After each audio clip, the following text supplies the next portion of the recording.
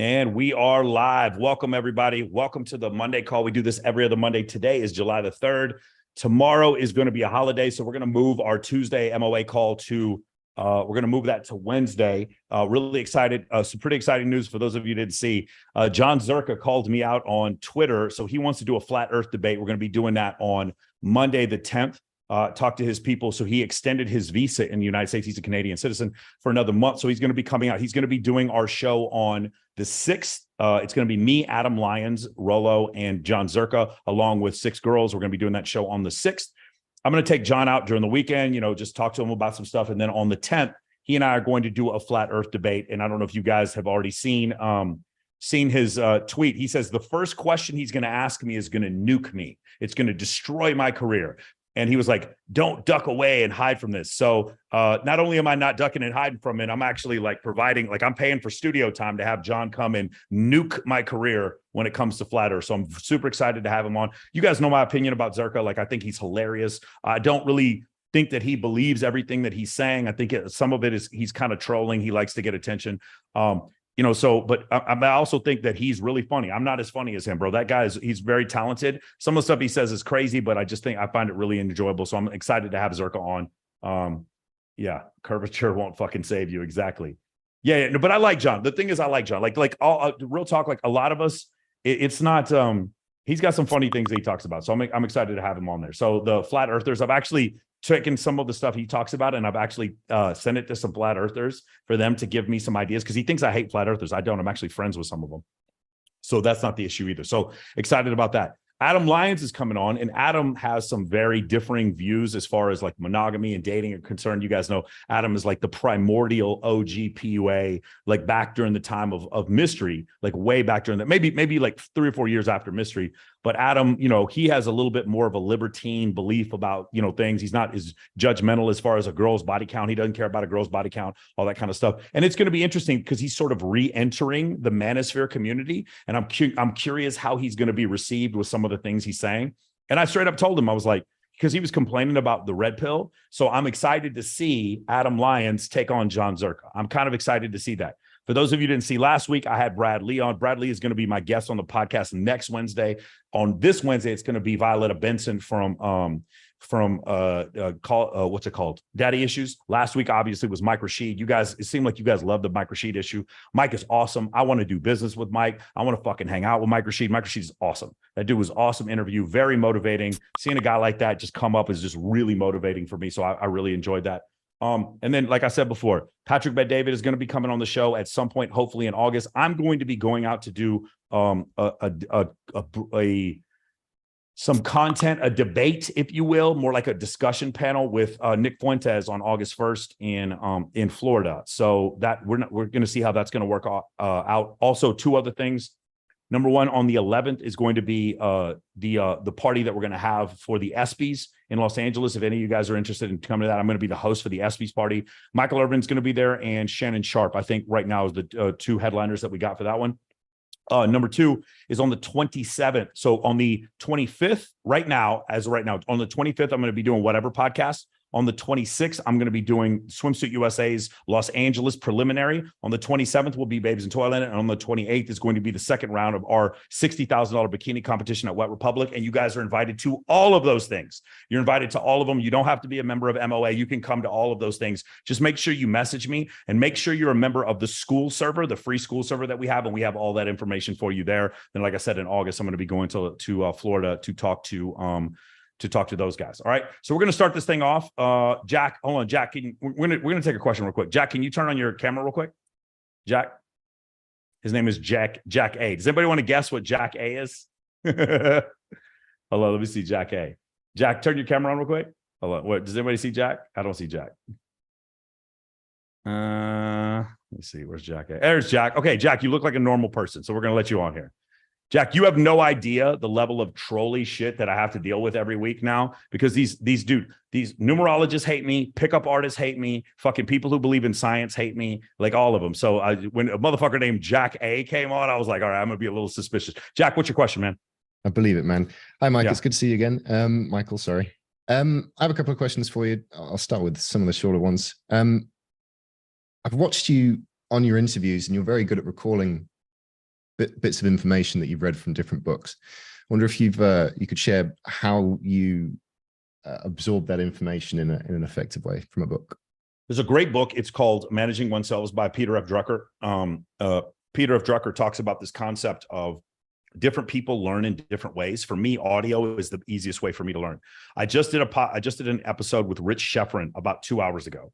And Rich Schefren is the guy who invented the automated webinar. He created the concept of the automated webinar. And he's probably the second guy to implement the concept of a VSL, like old school internet marketer. Back in the day, banner ads, like the dude is from way back in the day. First copywriting made $287,000. Like the guy's like old school. And we were talking about this concept about like, how does he read? He speed reads. He has a device that'll do speed reading for him. And then he goes through the first time, then he goes through the second time, and then he marks up all the notes that he likes. Then he puts the notes in, a folder, and then he goes back and rereads his notes. Super meticulous. Guy goes through like 30, 40 books a year. Like that's one way to do it, but he learns better from reading. I learn better from listening. Jack, another thing that I've seen that works really well is we did this one time, the book of Boys and Men by Richard Reeves. When I read, I wasn't able to finish the whole book before the interview. So you know what I did? I had AI go through a PDF of his book and give me the top 40 notes on the book in like a 3-page summary. And it was phenomenal. I was able to do a bunch of questions from that. So artificial intelligence, well, technically machine learning, it's not really AI, but that's another way for you to just like delineate things to a small amount. This is where Tai Lopez, I'm not saying I disagree with him, but I don't do exactly what Tai does. Tai Lopez, when he talked about a book a day, you know what that was, right? He reads the introduction, he reads the table of contents, and then he reads the final chapter of it. And then he might find a couple of things that there he finds are interesting. And then he looks for one central idea from the book out of the conclusion. And then he just keeps that one idea. And in his mind, it was a book a day. Does that make sense? I'm a little bit more thorough. I want to listen to every single word that somebody said when I'm listening, unless I'm reading. I want to listen to every single thing a person says rather than just like get just the one key idea out of it. So it's just different, Jack. The other thing I'll tell you is at practice and exercise, if you just do it every day, you just get better at it. Right. Okay. What was that first book you mentioned? Managing Oneself. Managing Oneself by Peter F. Drucker. Okay. Great. Thank you. So I've been working on... Go ahead. I've been working on making the list of girls. And I had a question on who I'm filling that list with. So do I care about follower count? How attractive should they be? And am I looking for particular lifestyle? So if I see someone who's, I don't know, modestly dressed, or I've just seen as they've been married or they have kids and a husband or whatever, do I add them to the list, or am I looking for a particular type of people? No, I don't, especially in the beginning. I don't care at all. Okay.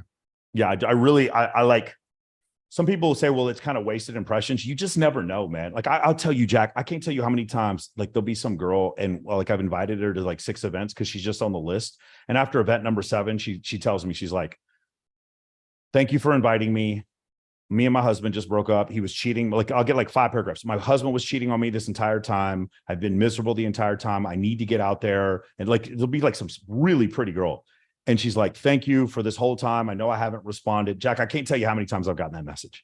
So I just don't like, you don't know their situation. So that because of that reason, I wouldn't I wouldn't preclude them. I would go ahead and keep them on the list. That make sense? Sure. Sounds good. Okay. Last one for you. I'm starting a side hustle. I just wanted to sort of, I guess, sanity check it with you to check that I'm focusing on the right things. I want to paint miniatures for commission. And the way I'd like to push or advertise the commissions is by posting pictures of the stuff I paint on Instagram, but also posting guides on how I do certain techniques on Instagram and YouTube. And to then embed advertisements for the commission service within miniatures that of what? Miniature cars, miniature dolls. What do you mean miniatures? Have you ever heard of Warhammer? Yeah. Oh, yes, yeah. No, I remember you talking to me about this. I know Warhammer is a big thing, so I think that would probably work. What I will tell you this is like, this needs to be a labor of love. If you want to promote it and make it like financially viable, you're going to have to put in a lot of work. I just like things like this, like don't have huge markups. So that's why they're difficult to make it work. Does that make sense? Unless you're at the top of your field, it's really hard to become a millionaire as a photographer, right? Sure. It's really hard to become a like the guys at the top of their field that are painters, they become multimillionaires. 99% of people who paint don't from their painting. No, it's never, the intention is not for it to become my, the thing that makes me millions of dollars and I retire happy on it. It's just a side thing to earn a bit of extra money so that I can put that into something that will be more effective later on. If you love doing it, I'm not going to tell you no, as long as you're realistic about it. But is the best way, would you suggest advertising the commission through making content, guide content? Or is there something else I could do to no, of make course. it, like as far as like no, of course. Yeah, that sounds like a great idea. Yeah, no, there's no problem with that. But the thing is, you're just going to need to make more content. Yeah. Like, especially like something like that, that's so niche, I would actually like have a dedicated channel for something like that. Yes. That makes sense. Well, like a dedicated YouTube channel. I would definitely have a dedicated YouTube channel. But the thing is, like for you, or a dedicated Instagram channel, at least. Oh, for sure. But the thing for you is like, because to some people it's a sexy thing to see. That's why I would have a separate channel for it. But it's very niche, man. It's going to be very niche. It is. Yeah. What you might do instead, though, is I would probably try to advertise on someone else's channel that already sells that kind of content. That's what I would do. Okay, great. Okay, thank you. Nice. Ice, what's up, man? Stand by. Unmute yourself, Ice. Already. Oh, hey. So do you have any rules for relationships? Like being more of a power couple, cooperating. You've been speaking about this kind of thing on podcasts quite recently. So do you have any specific rules or just general ideas? Hold on. Zoom. So the rules that I have is it's not rules for a power couple. That's not how the way I look at it. The way I look at it is like rules to be happy. Okay. So for me, I have 4 main things that I need in a relationship. Number 1, I need her to pull in the same direction as me as far as like my work is concerned, or at least not hurt me as far as my work is concerned. And Kylie does a lot for with the clients, like where we go out for immersion, she's like very much pulls in the same direction as me. Loyalty obviously is a big one. Kylie, I've never had an issue with that. Like never even kind of. Like Kylie is like terrific when it comes to that. And then does she bring you peace in your life, right? Is she going to be able, like when it's time to let you lead, is she going to let you lead? Is it going to be a situation where you have to, spend 3.5 hours figuring out where to go to dinner? She brings stress into your life. When it's time to work, she's like, why are you not paying attention to me? That kind of stress. Those are the things you want to avoid. Like if you can avoid those kind of things. And then lastly, like if you have any other extra, like the boundaries of the relationship. And so for instance, if your boundaries are that you're polygynous, or your boundaries that you're monogamous, or that your boundaries that you're polyandrous, or your boundaries that you're polyamorous, whatever your boundaries are, those need to be clearly understood as well. And those boundaries need to not be crossed. Okay. You guys saw we had, what's her name? Sarah Jesse on the podcast on, Thursday. We had her on Access Vegas, and she is currently filming adult, content with other men, doing studio work for Brazzers while coming home to her man, who takes care of their kids when she's out there doing that. That is something in their relationship that they found to work for them. That would not work for me. That didn't work for Brad. If you heard Brad say that, we're not judging Sarah and we're not judging her dude. By the way, I know her dude. Oh, he used to work in Nightlife. We're not judging them. But we're saying for ourselves, that's not something we would want for ourselves. You guys also saw recently the big story, which is Adam 22 allowing Lena the Plug, his girl, to start filming porn with men. So she did her first scene without Adam, and he said he's now talking about how it's bothering him more than he thought it would happen. I don't know if you guys saw the same thing happen with Johnny Sins and Kissa Sins. They were doing the same thing where, Kissa was only filming with Johnny. They would film threesomes, whatever. And then she went off and filmed with it by herself. And now they've broken up because of it. So it's one of these weird things where there's kind of a double standard. If men are out there doing that, they can still come home to their girl and not want to leave. When women go out there and do that, like a lot of people will predict, and I don't predict this, and I don't hope this is the case because I really like Adam 22. I think he's awesome. Is that, Lena just all of a sudden is now not interested in the relationship anymore and transitions to be with some other dude. You hope that wouldn't happen, but that's what tends to happen in situations like this. So those would be the four things. Ice, like I said before, it's going to be loyalty. Are we pulling in the same direction? Do you provide me peace? And then, like, for instance, if you're polygynous, do you go home with women together? If you're polyamorous, do you understand what the rules are? Does that make sense? Yeah. That's what it'd be. Okay. And by the way, loyalty doesn't just mean sexual loyalty. Like, she can't run around and like snit. Oh my God, he took a big old dump the other day and all the girls are like laughing about it or like whatever. Like loyalty also means, is she running her mouth, talking bad about you to her friends or her family? That's also loyalty. That makes sense? Yeah. Got it? Awesome. Thanks. Very cool. Let's do John. John, what's your question?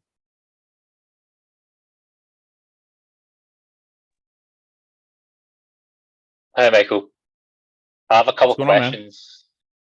Yeah, good, man.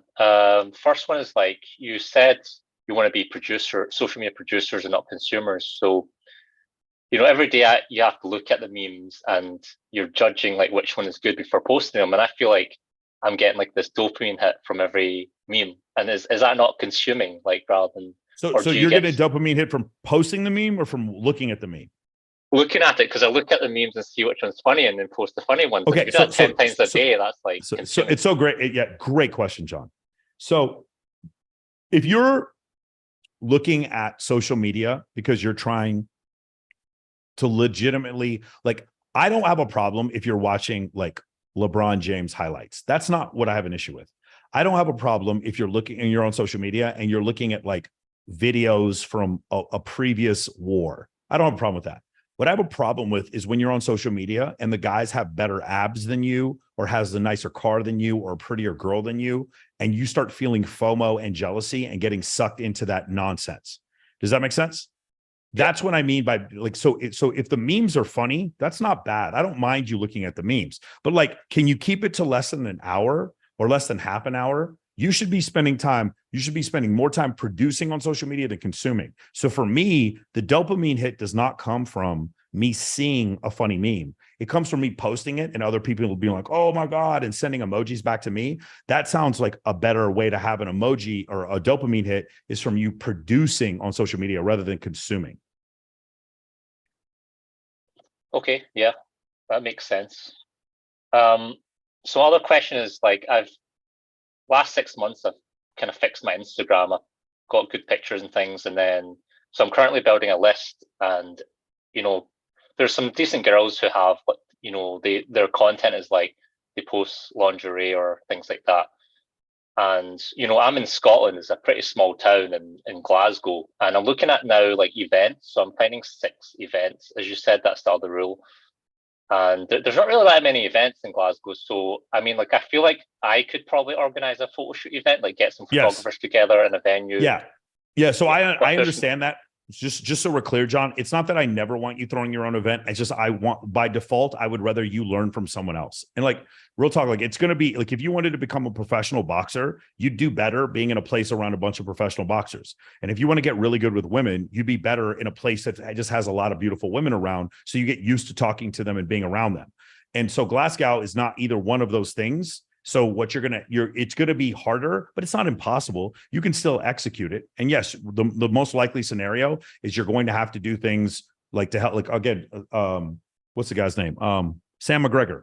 Talk to Sam McGregor. I believe he's in Scotland, right? Isn't he? He's one of the guys out there who's been throwing events. You could do something like that with them. Yeah, I know Sam. Like, I think I messaged him, but he didn't reply. So I think he's quite a conservative or quiet person, or doesn't want to. I don't know. Oh, then talk to John and see if John can like hook you up with somebody out there. But like, if it comes down to it, I can't make the world not be what it is. Okay, if you live in Alaska and you want to date a playmate, the answer is to not live in Alaska. But if you live in Scotland and you want to have these events and you can't find them, then you're going to have to throw them. And if you got to throw them, you got to throw them. The problem is what a lot of guys are doing is that they take my course and immediately start throwing photo shoots when they didn't have the skill set to do so. And what happens is they start coming off as like these really creepy dudes who just throw one photo shoot after another. And after photo shoot number 8, they're hitting me up like, Michael, how do I throw better photo shoots? And I'm like, how about like, can you tell me any of the girls, like anything about them? Like, do the girls just come over to your place and hang out with you because they think you're cool? Does that ever happen? No. Then let's work on yourself rather than throwing another photo shoot. Make sense? Yes. Yeah, but you don't really have that option. You don't have that privilege. So you might just have to go ahead and just, just start doing your own events. Yep. Yeah, got it. Yeah. I mean, or I could just travel to, I know like some guys in London, I could just travel down there and maybe learn something and then bring it back to Scotland. Yeah. Love it. Yeah. Thanks. All right, man. Let's keep it going. Charles Hyder. What's going on, Charles? Go ahead. Hey, Michael. I've actually been following you for about 5 years or so. Wanted to say it's been cool to see you grow over the years. Anyway, I'm a 25-year-old guy. I'm living in New York.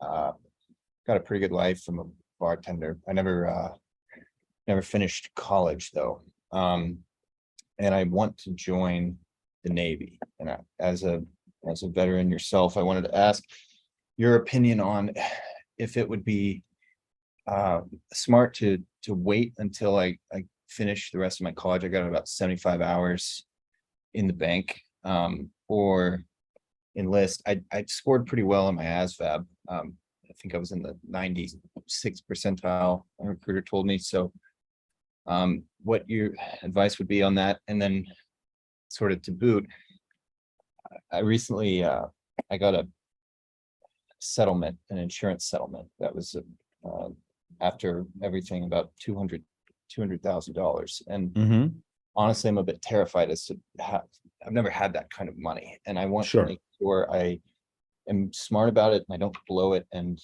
obviously you're a good person to ask. I mean, you know finance. So if that sort of thing happened to you, how might you handle it? Yeah. So the thing is, it's funny because I just had Robert Kiyosaki on the show a couple of days ago. Now we have to wait for his people to like approve the episode before we can release it. And I know it's a really basic answer, but it's a good answer. And the answer is, have you read Rich Dad Poor Dad by Robert Kiyosaki? No, I have not. Okay. So Charles, let's start that tonight. And then, but there's a bunch of other books, but I like to start with that one because it's really basic. It's really basic. And I think that's going to explain to you about how assets and liabilities work. I mean, the most generic thing I can tell you is, if you have decent credit, this is one thing I love about being in the military is I always know I can get pre-approved for a VA loan. Put 10% down, buy a home, and then once I put that by that first home, then the next year buy another home, the next year buy another home. So like kind of the ideal situation would be you have a business that's scalable, that's making you money. Then the business itself invests in real estate. This is what Adam Lyons is actually trying to teach right now. The business itself invests in real estate, and then you also invest in real estate. And so every year or so, you're going to go through and buy another property. And then maybe once it gets bigger, then you buy the multi-unit properties. And this is something that they talk about in that book, Rich Dad, Poor Dad. This is something you can kind of see if you ever play the game Monopoly. He actually has, what's his face? Robert Kiyosaki has his own board game, and he kind of teaches you how money works through the board game. Listen, I know Robert is somewhat controversial in some of the things he does, but that book is really good. So I would probably start there because I can't tell you, hey man, it's time for you to start flipping NFTs and then let's get into stock option selling. Like I don't know what you have the acumen for, but I would start with that book first, 100%. Okay. Well, thank you. And any advice on enlisted or going in as as officer? Just go in as an officer. I mean, obviously I'm incredibly biased, but go in as an officer. It seems like the consensus. So yeah. And 100%, I am never going to be against any one of you joining the military. Military was the greatest decision I ever made. Yeah. Okay. Awesome, man. Doug. What's going on, Doug? Doug, you just got through cooking meth in the sorry, my bad. I'm fucking with you, Doug. In the trailer. Dude, I live on Jesse the Is Jesse I Pinkman live on there? the back of a golf. Okay. No. I live on the back of a golf course, so I don't think I've got that option. But anyway, Okay. so just one thing before I get started, just for Charles, there's another really great book that I'd recommend called The Psychology of Money. I read that a while ago, and it adds a lot of good perspective on how to actually treat money, whether it be investment or otherwise. So it's something I'd recommend to him in that case. Yeah. So in MOA, one of the basic things we say is that money should be doing two things. It should be making your life easier. So you're buying your time back with money, or it should be working for you. So working for you is going to be investments. So fixed equity, fixed income. So that's bonds, commodities, or equities, or you're going to invest in REITs, ETFs, something like that. So that's an investment, or you're going to invest in real estate. If you guys are like me, and I'm like, real estate, it sounds fun, but I'm just so lazy and I don't want to go shake people's hands and fuck with like management teams. I've always thought about REITs, just doing REITs. Because the thing about REITs is you can just buy in them. For those of you who don't understand, it's a real estate trust. So it's a package of a bunch of pieces of real estate put together, almost like a big company, like one singular stock. And so it's really easy to get in and out. Your bid ask spread and your cost of doing business, your cost of getting in and out, your slippage is really low on a REIT. So a lot of people like using REITs instead of actually flipping houses. And another idea is like what Grant Cardone does, which Cardone Capital, which is you would invest in his real estate fund. That's another thing, like a private real estate fund. I have a buddy of mine, Brett Talla. His family owns Sapphire, the strip club here. He has a real estate fund called Cochise Capital. So that's another way that you could get involved. So you just like how much risk you're willing to take and how much work you're willing to do. If you don't want to do any work, a REIT is a good idea. You know, if you don't want to do any work at all, you could invest in a REIT. If you are willing to do a little work, like go out there, look at the property, you know, hire a fucking real estate agent for advice, be like, hey man, what's a good rental property here? What should I buy here? What should I do that? Whatever. The thing is with that, you got that 3% closing cost. You don't have that with REITs. That's why I like REITs so much. Very good. Yeah. So my question is in regards to events. Now, just a bit of background. I am building my list. I've been making some female friends, getting some teammates on board. I went to a few Latin dance events with a couple of girlfriends of mine and a few gym sessions recently. So that's been building in the right direction. But my question is what I want to know when it comes down to events in general, what are the kind of qualities that we should all look for when it comes down to both going to great events and identifying what makes these events great, like the venue itself, the people? Can you discuss some of the nuances attached to that? Hey, I'm going to be Doug, because you came to me for honesty. So I'm going to be honest with you. Ready? Okay, Here we go. Guys in the chat, there's one thing above all else that makes one event better than the others. You guys want to write it in the chat. If you're a member of MOA, what is it? What is it? I can only guess now. Uh-oh. This is a really fucking shallow answer, Doug. And a lot of people don't like this answer. They don't. There's a billionaire. I'm throwing a party at his house tomorrow night. He's got a mansion here in Las Vegas. You know what he asked me for? Do you think he asked me for tequila? Do you think he asked me to bring a DJ? What do you think he asked me for, Doug? Let's see. 3 guesses. First one, girls. Got a $15 million mansion, and he wanted me to bring girls.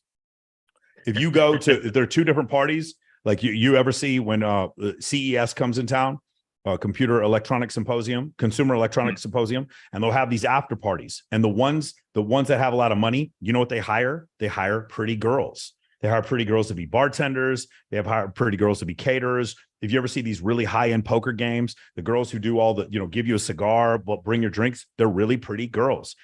Unfortunately, as shallow as this may come off, if you have 2 events that are in a vacuum and you compare the 2 of them, the one that has the prettier girls, people are just going to consider that to be the better event. Whether it's Miami Swim Week, the Met Gala, the ESPYs. Oh, how about this? If any of you guys ever seen this, they do this in Los Angeles. Whenever they have the Academy Awards, the Grammys or whatever, they film it during the daytime and then they show it at night, like the next day. There's the first like 10 rows are celebrities, and then after that are just fillers. You don't buy tickets to that. It's just good looking people that they go out with modeling agencies and fill the back rows full of attractive people. Don't tell me I'm wrong. The world is fucking shallow. The world is shallow. If you're just now figuring this out and you're just like watching all this like feel good content on the internet, that's fine. Feel good if you want. If you want incredible fucking parties and events and you want super high status people to be like literally hitting you up to come to your events, there's a lot of things that you can do. But like anyone can buy tequila, anyone can buy champagne, anyone can rent out a place on Gigster, anyone can get an Airbnb, anyone can do any of those things. But there's one difference. if you have pretty girls, that makes your party different from other people's. Period. End of story. If you don't believe me, let me ask you, last time you saw massively overweight women holding the fucking, look, think about those fights, man.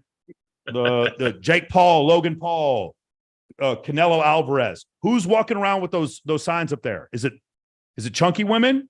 Is it men? Don't call me shallow. I'm not shallow. I'm just accurately describing the world that you live in, Doug. Fair enough. Good I'm advice. accurately describing the world that you live in. So there's a lot of things. It was really funny. So we were in Boston. It was me. It was in Cambridge. Me and Tristan were in Cambridge, and we're watching Noah Tepperberg, Jason Strauss, and Dave Grutman. And they're speaking because they did a case study on the three of them about nightlife. And they asked them, they said, hey, man, what is the thing that makes a nightlife venue really incredible? What do you think does it? And I look over at Tristan and he goes, and we both say at the same time, we say girls. And he said, you know what makes a nightlife group great? He goes, family. When the employees all treat each other like family. And we were laughing, bro. We were laughing our fucking ass off. Like, no, because we were at Harvard. He's not going to say it. It's girls. It is. It's just beautiful women. It is the fun. If I'm the only one to tell you this, that's fine. If people want to make me the bad guy for saying it, it's fine. But the reason why it's like that is not because men are shallow. It's actually because women are shallow. Like when, if you ever listen to a girl, when I say, hey, do you want to shoot with this photographer? She goes through his page and she looks for the most unattractive girls that he shoots. And in her mind, that's who he is as a photographer. It's not that men are shallow. It's that women are shallow. Women will go to parties with those other beautiful women. They will.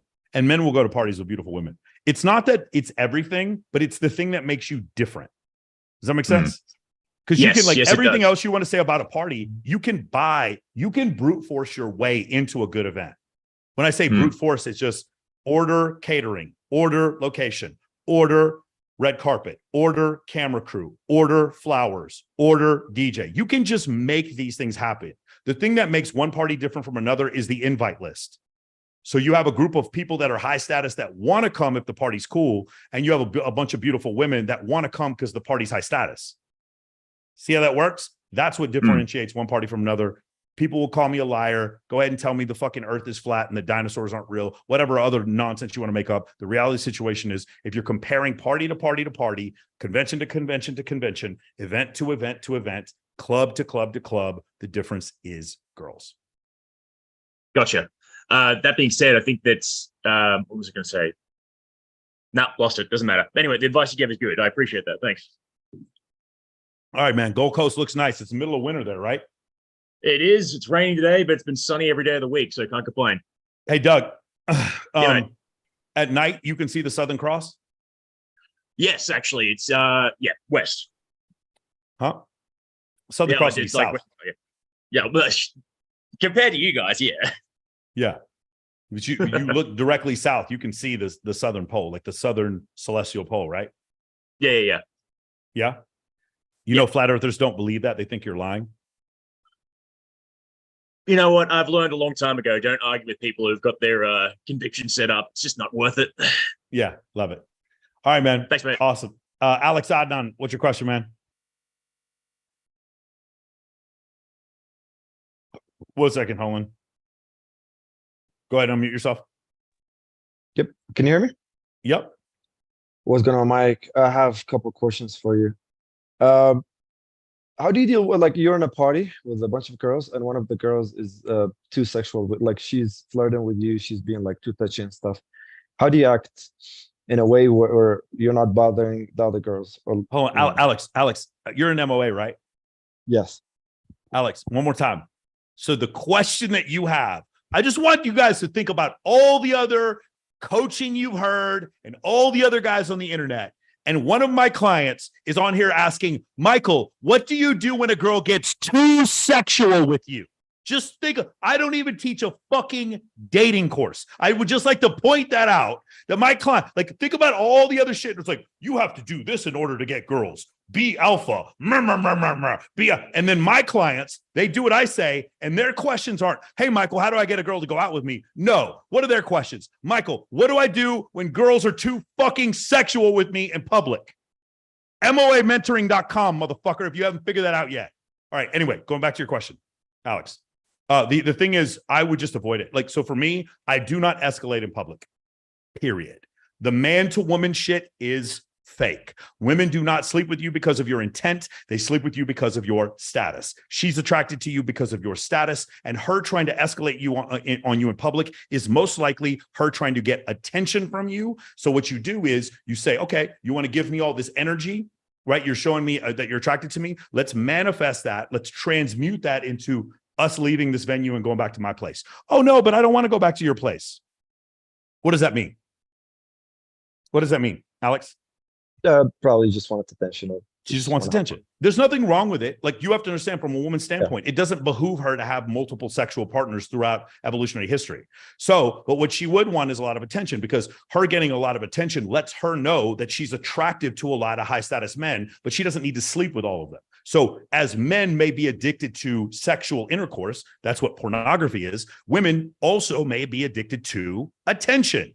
So in order for her to get attention, she may escalate on you physically. But what I've seen several times, put a 1 in the chat if this has ever happened to you guys before, where a girl is like super kissy, huggy, touchy in the club, but it's not about it when you try to leave. Has that ever happened to you? Put a 1 in the chat. Has that ever happened to you? Because what's rule? The reason why I say put a 1 in the chat, you want to know why? Because what's rule number 1 in MOA? We don't listen to the rule number words. 1. We don't listen to the fucking words. We only pay attention to people's actions.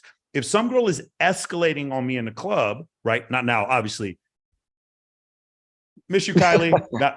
If some girls ask before, when I was single, if a girl is escalating on me in the club, my first intimation is like, why is she doing this? We're not going to have sex in the club. This is not Jamaica, right? So what I would say is, oh, that's nice. And I would just like, oh, that's interesting. High five up here. Be like, hey, let's go grab some pizza. You want to get out of here? And she's like, no, I can't leave my friends. Aha, gotcha. Aha, you're escalating on me. I asked you to leave and you can't leave your friends. She just wanted attention. Okay. Okay. So for me, what guys are like, hey, Michael, when I get escalated on by a girl in the club, how do I turn that into sex? And my answer to that is, don't worry about that. What you need to do is you need to have a set of steps. Hey, let's go to this next thing. Let's go to this next thing. Compliance. We talk about a compliance ladder that leads back to your place, if that's what your intention is. Most of the time, if a girl's going to escalate me in the club, she's too ugly and I'm not interested in her anyway. I find, I'll tell you guys before, I've been around beautiful women too long. I find less than 1% of women attractive. Like, you have to be incredibly hot for me to find you attractive at this point. So for me, like, if a girl was escalating on me, I'm already thinking there's something wrong. There's something going on here. She's, she's got a Y chromosome, or, she's a working girl or something like that. Immediately, those are my first thoughts. Or she's she's got some serious mental issues or crazy stuff like that, bro. You know what I'm saying? And look, I'm going to say this right now. We're going to get kicked off YouTube, but I'm just going to say it. Guys, I don't care. I know it's tempting. I know it seems fun. Somebody needs to make a fucking t-shirt on this. Somebody needs to put this on my headstone when I die. Fellas, don't put your dick in crazy. Don't put your dick in crazy, guys. Just don't. It's not worth it. I don't care what you think. Don't put your dick in crazy, bro. It's just not worth it, bro. It's not. They think they own you. They come over, leave shit. Bro, just don't put your dick in crazy, bro. Do you guys remember when I was telling you before? You guys remember that clip I posted where the girl says, I was dating so-and-so, right? Oh, I was dating Drake. You weren't dating Drake. You may have given Drake a blowjob in the back of a fucking bus one time, but you weren't dating him. He may have texted you back and forth, but these girls, they say, I'm dating him. That used to happen to me when I moved here. There were girls, like, we'd go out on like one date. Maybe we had sex. Maybe we even didn't. And she'd go around telling her friends we were dating. Guys, listen to me. I don't listen. There's nothing special about me. I'm good. I'm on this earth for maybe another 40, 50 years, and then I'm going to die. But if I'm going to leave you with one thing, I'm going to leave you with this. Don't put your dick in crazy. Just don't do it. Don't put your dick in crazy, guys. You're going to thank me for it. Somebody right now you're going to go out to the club, and this girl's going to be fine as shit. Big old fat ass. Just, oh my God. And then she goes home with you. No, you don't have to put in any effort. Sex is fucking crazy. And then afterwards, it's just nothing but chaos in your life. And you're going to remember what I said. Don't put your dick in crazy. Got it? Yep. Beautiful. That's your question, Alex? Yep. I have 2 more questions. One of them is kind of like broad, but I just want to take your advice because you're basically like, you have a lot of experience connecting and having bisexual female friends. So that's something that I'm interested in. I have a lot of female friends, and like a good amount of them are bisexual. Now, how do you go about connecting them? Like, do you have a specific strategy, or Yeah, you just so connect them the way you connect anybody? so for me, I have like a captain of the guard, if that makes any sense. Like I have one girl who's just like I'm fully honest with and open, and she's like the sergeant, and I'm like, hey sergeant, what? Yes sir. I'm like, okay, we're gonna go out here, this is the girl, bringing her home, gonna be here at this point, get him into the car this way, execute the plan, ready, break. Does that make sense? Okay, so you let them do the yes work. yeah exactly, that's exactly right. Yeah, that's the way you make it work. You guys should look at the interviews. I think it's Lou Williams, when he's playing for Atlanta, he was dating 2 women at the same time and they were lesbians, and they asked Lou, was like, Lou, how do you do it? He goes, I don't do shit. He goes, that's correct, it's exactly right. You just need, like, if you have a girl who's bisexual and she's like, oh, I'm just going to let it happen, and when I feel like good energy, we're going to bring someone home because the energy feels good. Oh God, me and her, we were vibing and we had good energy. You will never have a threesome. Ever. You will never have one. You just won't have it, because she's waiting for energy, because she's a woman and she thinks that because for women, sex just manifests. For men, we have to work for it. But when you're a couple and you're trying to bring a woman home, then it doesn't matter. You have to go work for it. You can't manifest. She can't manifest coming back to your place. You literally have to get the creepy guy away from her, make sure she gets out of the club okay, get her into the backseat of the car with the girl, go back. If she, like, maybe she has to walk her dog or dog has to poop, make sure she has whatever she wants to drink, make sure that she feels comfortable. Like, there's so much stuff you have to do, but women just exist, and then sex happens. Men have to work for it. And so a lot of times where a girl, if she's not on the same page as you, you're going to have a lot of trouble in this area. Gotcha. So I just want to think like you're the captain and she's the sergeant, like, sergeant, here are your orders. And then you tell her, and then she's like, yes, captain, sir. And then you go out and execute those. And when a girl asks you to, because it happened to me a couple of times where girls ask me to introduce them to other girls. Yeah. Like they That's see fine. a picture on Instagram and they're like, hey, could you introduce all the time me? It happens to me all the time. Yes. And I would just like connect them on Instagram or just invite them to but that you're asking 2 different questions. Connecting girls and threesomes are 2 different questions. Yeah, so that was the first part of the question. Now the second part is when some of your girls ask you. Yeah, I'm a connector. I should connect anyone to everyone. I connected whatever podcast to Adam Lyons last week. I connected Dan Bilzerian. I connected Wes Watson to Fresh and Fit the other day. I connect everyone. But do you have to, like, in this case, if you know this bisexual woman, I really want to have like a relationship or like something sexual with that girl, do you, before you connect her with that girl, do you want to double check that girl actually into her or something? No, it doesn't matter. That's her problem. Okay, you just don't get involved. Yeah, the thing is, women have these things called boobs, so they're not creepy. You don't believe me? Go to a strip club with a woman. They could just touch other women and no one cares. Women can just touch each other and no one cares. There's like, we talked about this before, dude. I don't know if we're gonna get in trouble on YouTube for this, but like, there's dick energy and vagina energy. Dick energy does not want to touch for heterosexuals. If you're homosexual, no, I'm not talking about you. This is just in general when dealing with heterosexuals. Dick energy doesn't want to touch dick energy. I don't want to be naked in the same room with another dude. If a dude's fucking his girl, I'm just going to go in the other room. I don't even want to fuck my girl next to him. That's just not my dick energy. Doesn't want to touch dick energy. Okay. Vagina energy can touch vagina energy and it can touch dick energy. Nobody cares. Women can touch other women. Women can touch men. Women can touch other women's men. Nobody trips on that. So women have this almost like they can exist on 2 planes at the same time and it's fine. They can exist on the vagina plane and the dick plane at the same time. Men, heterosexual men, can only kind of exist with the vagina plane, and it's only the vagina that picks them. Does that make sense? Makes sense. So imagine all the women I could approach in a nightclub, no matter who I am. And then now look at my girlfriend and imagine all the women she could approach. Okay, no one says no to her. No one says no to her. So Mike, it's kind of like when it comes to alcohol, like women serve women and women serve. Yeah, no, that's a different thing. Like, for those of you who are new to MOA, guys, by the way, if you're not in Men of Action, put a 1 in the chat. If you're not in Men of Action, I'm going to give you my second piece of information. The first one is don't put your dick in crazy. If you're not in Men of Action, put a 1 in the chat. Okay, cool. Also, on you guys on YouTube, if you're not in Men of Action, put a 1 in the chat. Oh, cool. Yeah, so here's the next piece of advice I'm going to give you. When you throw an event, women pour women's drinks. Men do not pour women's drinks. You're going to thank me someday. I promise you. Some of your dudes are like, no, that doesn't sound fun. You're going to thank me someday. Women pour women's drinks. Men do not pour women's drinks. The reason why, who here put a 2 in the chat if you've ever seen this happen to you before. A girl goes to the club, gets fucked up and starts blaming people that she was drugged when she wasn't drugged. She just drinks too much. Put a 2 in the chat if you've ever seen that happen. Thank you. But you know what? You don't have to trade. And he's like, oh my God, I know I was drugged. You weren't drugged. You cheated on your boyfriend and you're telling everyone you were drugged. And that's why we couldn't get a hold of you for 36 hours because you were cheating on your boyfriend. You weren't fucking drugged. So how do you fix that problem? Women pour women's drinks. Men do not pour women's drinks. That way, when she goes back and be like, yeah, I was at the party and someone drugged me. We all watched. Women poured your drinks. Men did not pour your drinks. Don't try to come over here with that yee bullshit. We know you weren't drugged. Or if you were drugged by a woman. Okay? So listen, there's going to be somebody in here, somebody, their yee ass haircut. Maybe you get rid of that old yee ass haircut. You used to have some bitches on your dick. Those of you remember Grand Theft Auto. So one more time.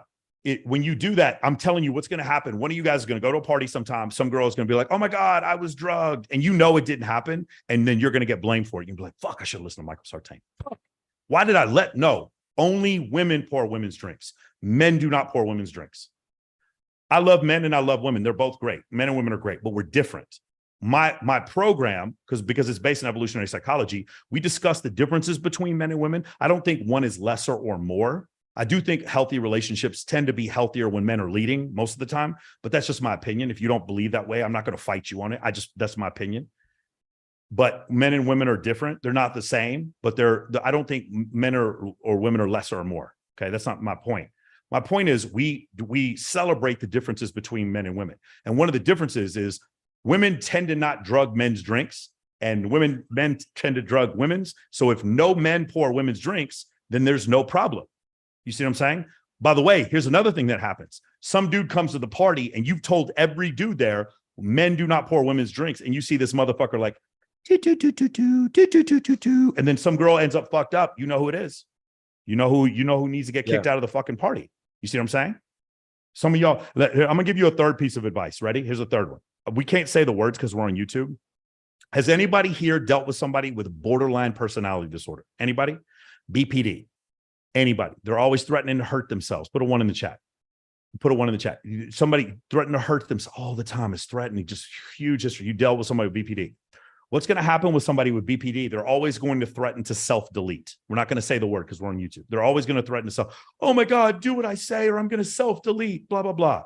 You're going to get tempted after a while with all the drama to say, oh, you want to self-delete? Do it. Listen to me, fellas. Never, ever, ever say that. Ever. Because the one time you say it, screenshot, the one time you say it, she's going to record. My boyfriend told me to self-delete. It's all over Instagram. No matter how much they prod you and they're like, I'm going to take my own life, blah, blah. No matter how much you feel like you're being gaslit, you can never say, go ahead and do it. No matter how much. Just like if a girl hits me, I'm not going to hit back. Unless literally she's got a gun to my son's head, I'm not hitting back. I'm just leaving the situation. Because I know better. Because I know no matter what happens, I'm going to be blamed for whatever happens. And I would rather be wrong and out of jail than right and be in jail. Does that make sense? I'd rather be right and I better be wrong and out of jail. So these are just a piece of advice. If you're dealing with someone with BPD, never play into their things. We're like, I'm going to do so-and-so. I'm going to threaten so-and-so. Don't say, go ahead and do it then. Never say that. Don't put your dick in crazy. And men do not pour women's drinks. Men pour men's drinks, women pour women's drinks, and women can pour men's drinks, but men do not pour women's drinks. Take those 3 pieces of advice. I promise you, every one of you, at some point, you're going to see somebody in your life be like, damn, Michael was right, boy. He saved my life. Those are lifesavers right there. Okay? Alex? Yep. Did I answer your question? Yeah, absolutely. And they trust you a lot more. Like Yeah. I did this for many times, and every time it works and they trust you more. Regarding going to clubs and events with girls, I know more is always better, but do you see like a huge reward or like increase in pre-selection advantage going from like going with 3 girls or like 6 girls, 8, like we're talking less than 10. If I go with 3 or I go with 6, does it make a big deal? Does it give me a lot of pre-selection? To me, 4 or 6 is the sweet spot. Okay. 3 is why fine. It just looks good on photos. I think it's symmetrical. Okay, having 2 on like each side. Group picture. Okay, yeah. To me, it's just, again, I'm not shallow. The world is shallow and I just react to the world. Say what you want about me. I'm not shallow. The world is shallow and I just react to the world. Okay. Okay. Yeah, I see what you're saying. Because I feel like when I go with 1 girl and when I go with 2 girls, it also seems like as if I'm going with my girl and her friend. Like it's one is my girl and her friend is coming. But if I go with 4 or 6, then that's it. It's like a different type of vibe. It's a different vibe, and like you get the pre-selection, but without the lover boy shit. Like nobody knows which girl you're with, and they actually kind of compete for your attention. Yep. Does that make sense? Yep. Thank you. Okay, cool. Just well, let me see if I can pull this up real quick. Give me 1 second. Okay. Let me ask you something. Who here, and you can say this on YouTube also, who here has tried these concepts of pre-selection and you've gotten pushback from a girl saying, you shouldn't do this, it looks douchey or whatever? Put a 1 in the chat if you've had that happen to you. That are telling you this is too much, you shouldn't do this pre-selection stuff, it's bad, it makes you look bad. Put a 1 in the chat if this ever happened to you, okay? Because sometimes you guys need to see it because you're having a hard time with it. So I'm just gonna show you just so we can be reminded of what the truth is. Because remember, rule number 1, we don't listen to the words. You guys see my screen right here? You guys see this video on the screen? This is a this is a pre-selection video. I mean, I would say so, right? Y'all see it? Yep. Now, according to what your fat aunt, because we talked about this before, having the fat aunt, it's always your fat aunt who's saying, when are you going to settle down? Right? It's always the fat aunt. So what should happen is, you can hear me? You sound I can hear you. Can you guys hear me? Yes. We can hear you, bro. Yeah, no, we Okay. heard you fine. Okay, yeah, Okay. we can hear you. Right. So it's always the fat aunt who's like, oh, you should never do something like this. When are you going to settle down? So what should happen is it should be the pre-selection should actually ruin it with other girls, right? So you shouldn't have this. Like, guys, please do me a favor and turn my audio down. So one of you guys is playing my audio in the background. Like, you shouldn't. I don't know her. I've never met her. Why is she watching all my stuff? Remember she told you pre-selection isn't real? You remember what you just said? They told you pre-selection is real. She shouldn't be liking the photo, right? Because we've never met. I don't know Miss Jade. I don't know her. But remember, they said pre-selection isn't real. Pre-selection just makes you look like a douchebag. Remember that, guys. Remember, that's what you're being told, that pre-selection isn't real. Okay? So what should happen is, guys, one more time. I don't know her. She's just liking my photos. So now I'm gonna ask you a question. Is she liking your photos? She isn't? Then don't tell me pre-selection isn't real. Then don't tell me. Guys, we didn't have to be this photo. We can just pick anything on my page. Anything with girls on my page. And we'll just go through. If you guys want to make it a little experiment, go through any pre-selection image on my page and then take a second and then go through who liked the photo. Just go and take a look at who liked the photo. Okay?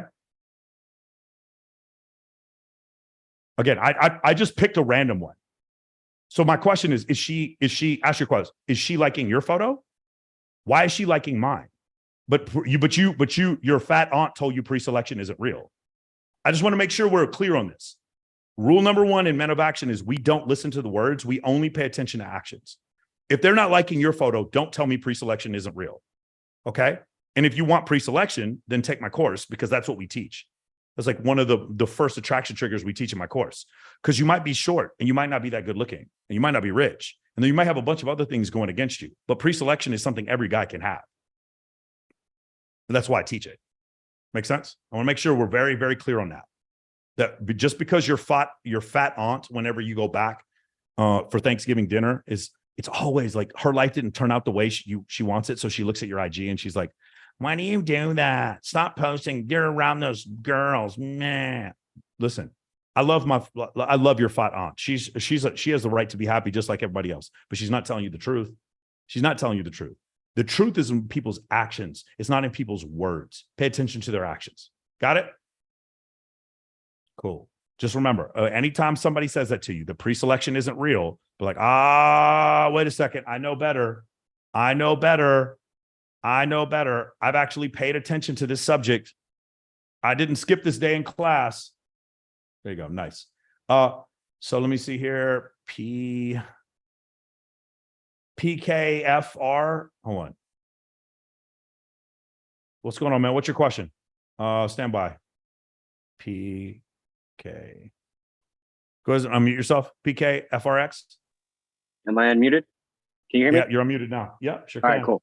Sorry, I don't have my actual name on there. My name is Damien. I just have a question. I'm writing a book on the evolution of fitness, like over our entire human evolution from the Ice Age until now, and how like technology, the improvement of technology is going to allow us as human beings to be lazy. So it's incumbent upon us to be in charge of our own fitness moving forward into the future, right? Agreed. Totally. So how do I go about like getting interviews on, like networking with people online? Because when I message people, I get left like completely unread. Is that just because I have a low follower count? No, it's because your IG doesn't look like you have the competency for what you want to do. Damien, are you trying to do a YouTube video, like a podcast interview? Yeah. Okay. Well, ask me, send me a message. Make sure it's not long. But there's another thing. Okay. Don't write an 8-paragraph thing. You need to start in the first line. We'd like to interview you. First line. Okay. Because if you don't write that, then you look like some dude in India trying to sell me followers. Because you're in my request folder. But if you say in the first line, we'd like to interview you, I say yes to every interview. I never say no. So I'll do that. And then from there, you need to show your competency. So you're going to make clips from our interview, and you need to show your competency. And then those clips need to be somewhere on your social media. Got it. Okay. And then if you're doing stuff on networking and fitness, but you don't look like you have a cool network and you don't look like you're fit, nobody's going to listen to you. Yeah. No.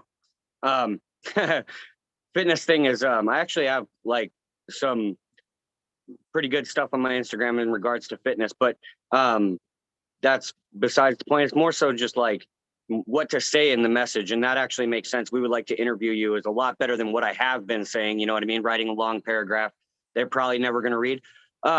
So short and concise. Got it. And then in life, bro, short and concise. In life, everything you do, make it shorter. Yes, that's one of the things. In MOA, what do we say, guys? Write it in the chat. More evidence, fewer words. More evidence, fewer words.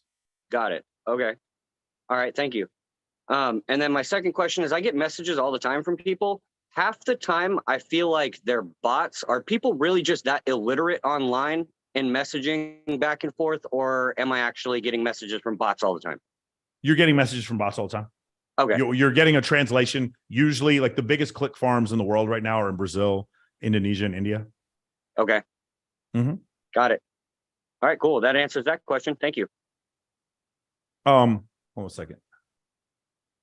One other thing, guys, I posted the link to the school server in the chat. So I want to make sure you guys all got that. If you have any questions, some people are asking how much is MOA, all these questions, just go into the school server, join for free. You're going to get a link to all these calls. You're going to get 30 Instagram testimonials. You're going to get a free course that's 10 hours long, the first 4 steps of MOA, and you're going to get my book list. And you're also going to get a bunch of content. There's 1,300 guys in the free school server right now.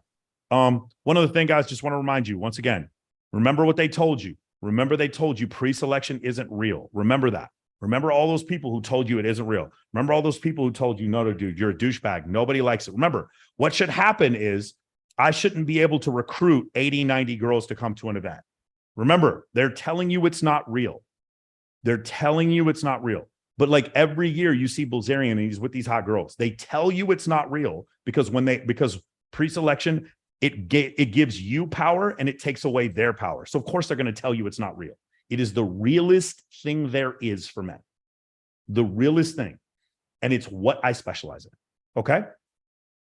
Beautiful. That was last Friday. Just one. The other thing I want to point out is like, those are not videos from a year ago. Those are videos from last Friday. And any of you guys, put a 1 in the chat if you guys were at the bikini competition last Friday. Put a 1 in the chat if you guys were at the bikini competition last Friday and you were there, and just rate it from a 1 to 10. Let everybody know what you thought about it. Beautiful.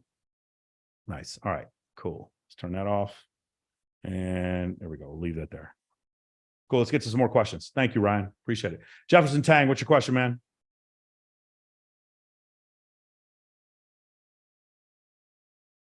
And stand by, Jefferson. And unmute yourself.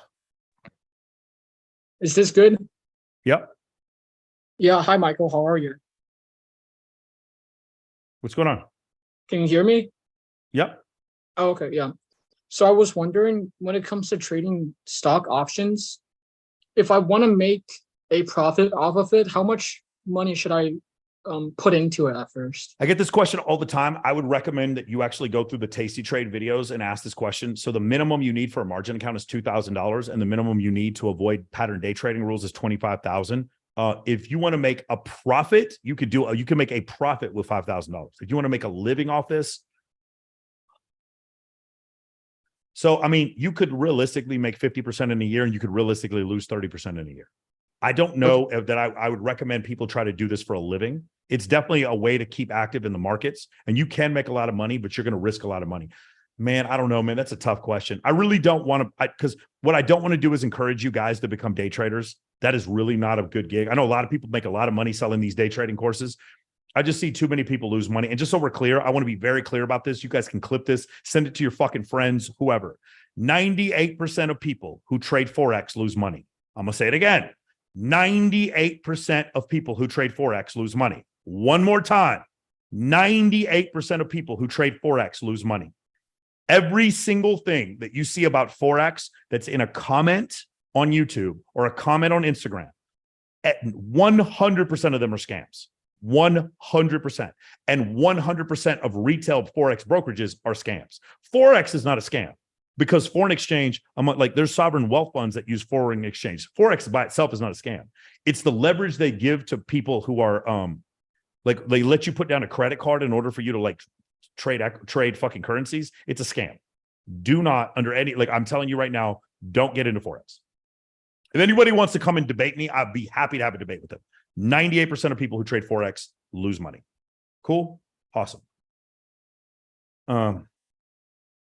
Beautiful. So yeah, I don't want you to go down that path, honestly, but I will encourage you to become more financially literate, but I'm not going to tell you, hey, just try to I did for 7 years. I made a living just trading stock options. I'll tell you, it's way better to start a business than to trade stock options for a living.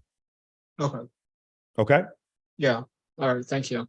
Yep. Jack A, one more time. Second question here. Sorry. We're hopefully, hold on. Go ahead, Jack. What's your question? Hi, man. 2 more for you. Do you recommend any books for learning to start getting good at sales? Yeah, I mean, my two main ones are going to be Way of the Wolf and what's the other one, guys? I love How to Win Friends and Influence People, but not specifically for sales. Way of the Wolf is my favorite book when it comes to sales, but there's a ton of them. I actually, dude, I know it's to sound weird. The offer. So, do you want to just do sales, or are you just trying to start a business and do your own sales? Just in general, I'd like to learn how to do it. So yeah, Ryan is saying what I'm saying. $100 million offer. It's kind of weird because as the salesperson, you're not writing the offer, but you do have some input in the offer. The offer is the thing. If the offer is good enough, you don't need great salespeople. Okay. Does that make sense? Yes, it does. So my next question, when you're building status, I guess you're ending up around more people with greater status. Yes. Do you, especially men, do you find that there are issues with loyalty from women with the more status you get and the more high status men you're around? And how do you deal with that? Yeah, about them leaving you. Hold on. Yeah, ready? If they're around really high status people, then are they going to 100%? Hey guys, put a 1 in the chat if it's time to play the. We can't play because we're on fucking YouTube. Damn it! I was going to play the anthem. We can't play the anthem.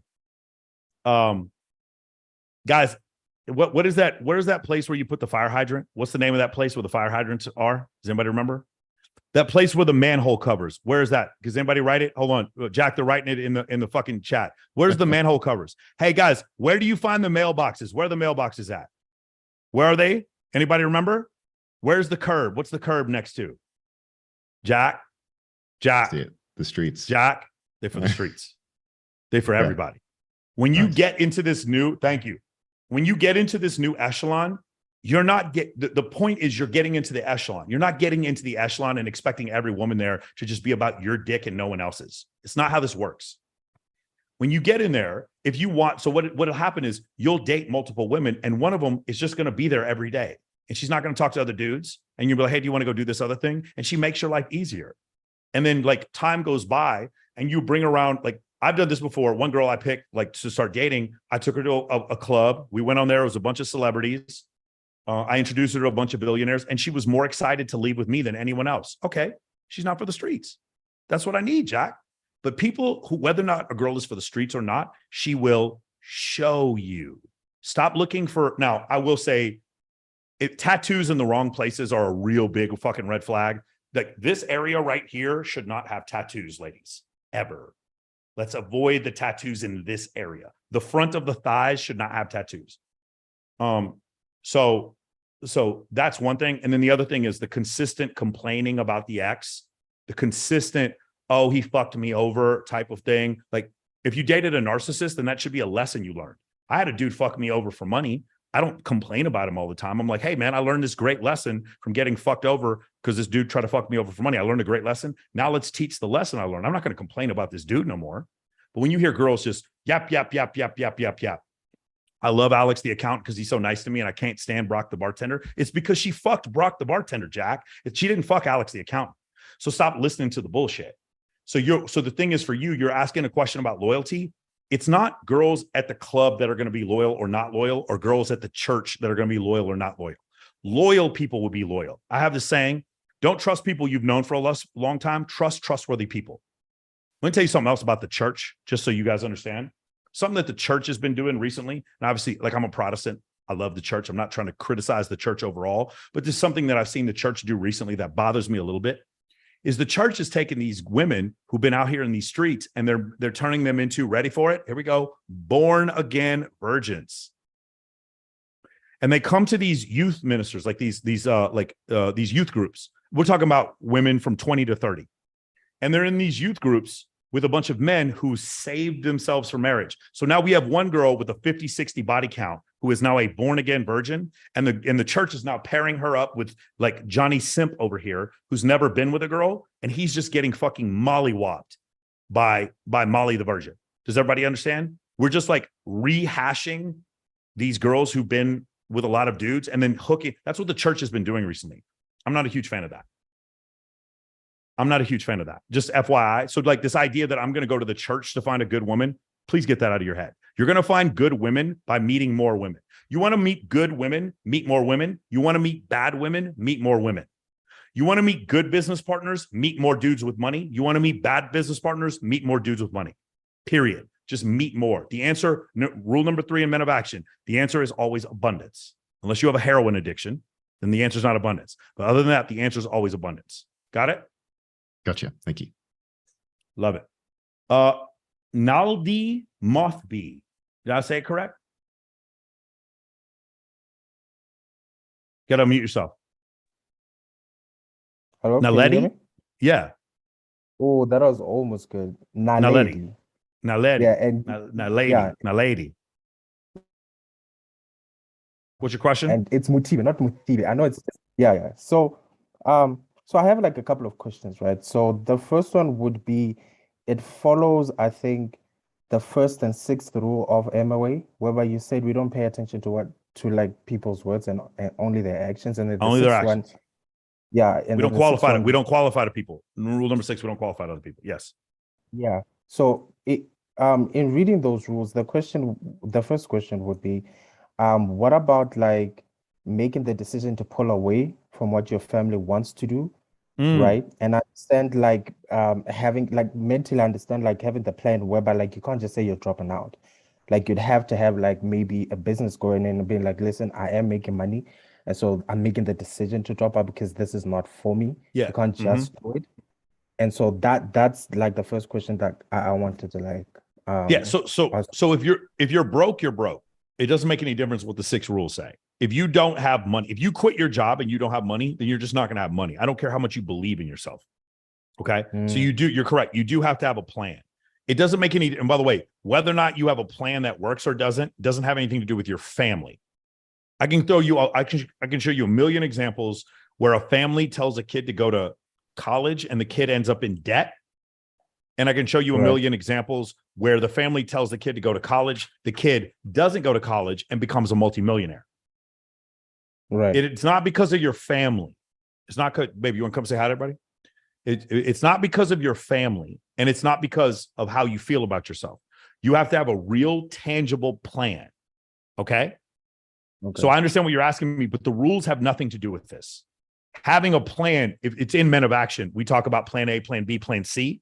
You need a plan A. And plan A sometimes, now, lady, plan A sometimes is, I got to stay at home with my parents because I don't have any money right now. And they're just going to talk shit to me for a while and make me feel like shit. And it's just going to motivate me every day in the gym. It's going to motivate me every day to get on YouTube, to learn how to become a copywriter. It's going to motivate me every day to learn how to use artificial intelligence. It's going to motivate me every day to learn how to fucking code in Python. It's going to teach me every day. I was like, my parents would be like, get up, do your chores. Like, fuck, I don't want to do these chores anymore. You know what? Fuck this shit. I'm going to learn today how to build a sales funnel. I'm going to train myself how to become a fucking good salesperson. Fuck, I don't want to live here anymore. And if that's the motivation you need, then good on your parents for fucking berating you. Right. Does that make sense? There's no bet. Like, you have to work. It doesn't make any, like, I don't care what you feel about yourself. I don't care what book you read, whatever. There has to be a plan. Then once the plan is executed, like, again, I've seen some dudes do this. They'll do like an Amazon FBA and they'll get that thing to work and make a couple of bucks while they're still living at their mom's place, stacking up money, and then they go get their own place. That's fine too. There's nothing wrong with that, but it's a plan. It's a plan. Now, if you're asking me, hey, Michael, I want to get the girl of my dreams, I'm going to be like, well, living in your mom's base is probably not the play. It's probably not the play, right? But right. If you ask me, we talked about this before, here's money and here's women. I want money to get up to like a 3 or a 4 or a 5. Well, we go, oh, this is 10, this is 0.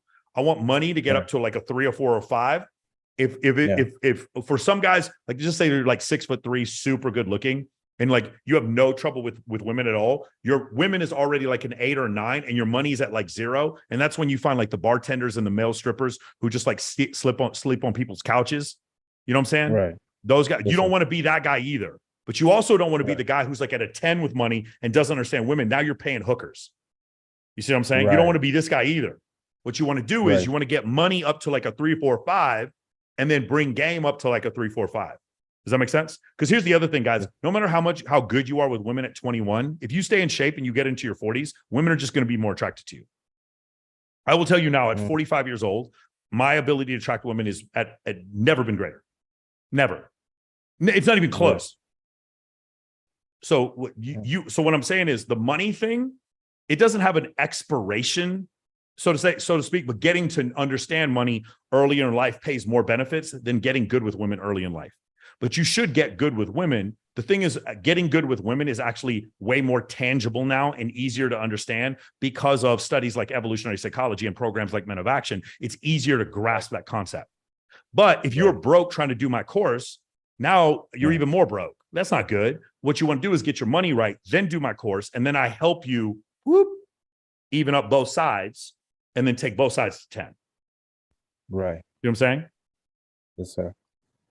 Yeah. Okay, so the second question would be like, does the MOA course like help guys who like have sweaty palms and can't even like hold a conversation? Hell yes. Hell yes. It's called immersion, man. So it's such a great question. So the thing is, those sweaty palms and the stuttering, do you know where that comes from? Yeah. You know where that comes from? For women? So it's your autonomic nervous system. Oh, okay. So your autonomic nervous system, it was put there, it was designed by evolution. So let's go through each one of the things, right? What is sweaty palms? Sweaty palms actually has to do with like more adrenaline flowing into your skeletal muscles. So you're actually like a little stronger when you have the adrenaline rush. Hey, anybody, you guys ever had this happen before? Like that, like I have sciatica in my right hip. I have sciatica, and then I start having sex with my girlfriend, and I don't feel any pain. Like the pain is just gone, like just completely gone. Has everybody put a 1 in the chat? You've ever had this happen before? Like you're in pain, and then you start having sex, and you don't feel any pain at all. Anybody had this happen to me? Is it just me? Really? Am I the only person here having any sex? Is that what's going on? Yeah, the sex just goes. The pain just goes away. Because why is that? Why? It also palms, might get sweaty. Your pupils dilate because you're afraid that there may be predators around. So your pupils dilate so that you can be more aware. Your voice constricts just because what happens is you'll also notice if you ever go into shock, you know why you vomit? Because what happens is your body is shutting down the systems that are not necessary at that point. So when it's a fight or flight situation, digestion is not necessary. So that's why you throw up. Only betas vomit. Hilarious. I love that, Ethan. Only betas vomit. So the thing is, what you're talking about is the sweaty palms, the cracking of the voice, which is a constriction of the vocal cords, the dilation, and the fucking fidgety eye movement. Where does that come from? It comes from a lack of experience and a lack of immersion. What do you think would happen is if every day I put you in front of 10 beautiful women and you had to talk to them for like 4 hours a day? Do you think you'd still have those problems after a while? No, sir. I think you just get used to seeing beautiful women. So in your mind, you're saying used to it. And what I'm telling you is that you're becoming immersed to it. Those neural pathways are starting to become programmed so that you're used to being around women like this. And so now your autonomic nervous system doesn't fire. And that's why you don't have those problems. The question you asked, the answer is unequivocally, emphatically, yes, we do help guys with that problem. It's calibration. Calibration comes from experience. Okay. Just think of it like training. Right. In a crisis situation, you're not going to rise to the level of your expectation. You're going to fall to the level of your training. Right. Okay. Yeah, that makes sense. So like the last question would be, what I've noticed with, and especially when I've been on your site, is that the archetype of like the type of women that like all have and stuff, that ridiculously beautiful and like bikini models and models. Yeah, So that's just marketing. That's just marketing. Don't fall too far in that. That's just Vegas. It's just marketing.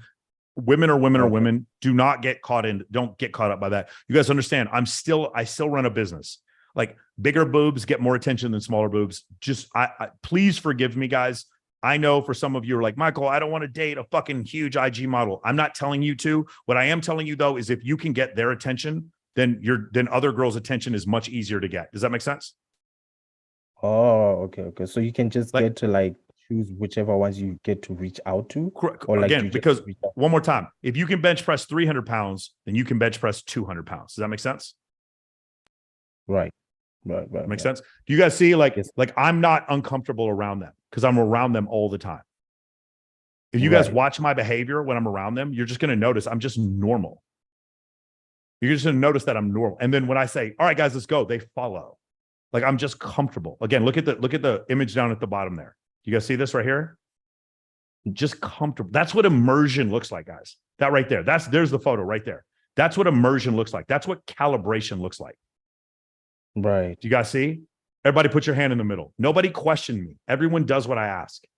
That's what calibration looks like. That's what immersion looks like. You guys understand? Yes, sir. So that's why it's really important for you guys to understand, like grasp this concept. That's what immersion looks like. That's what calibration looks like.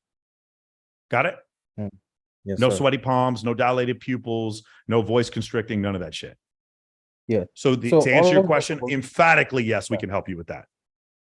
We'll say hi. Okay, so like this is like the last question. So when you say like form friendships with these women, do you mean? Hold on, Naledi, like, she wants to say hi to you. Hi. She wants to say hi to you. Hi. Hey guys, should she just take over the show? Do you want me to just leave? Put a 1 in the chat if you just want me to get off fucking the call and you just want Kylie to do the rest of the call. You guys want to do it? You just want me to off? You want to just leave? You want me to just go? Kylie, handle the call? Okay, cool.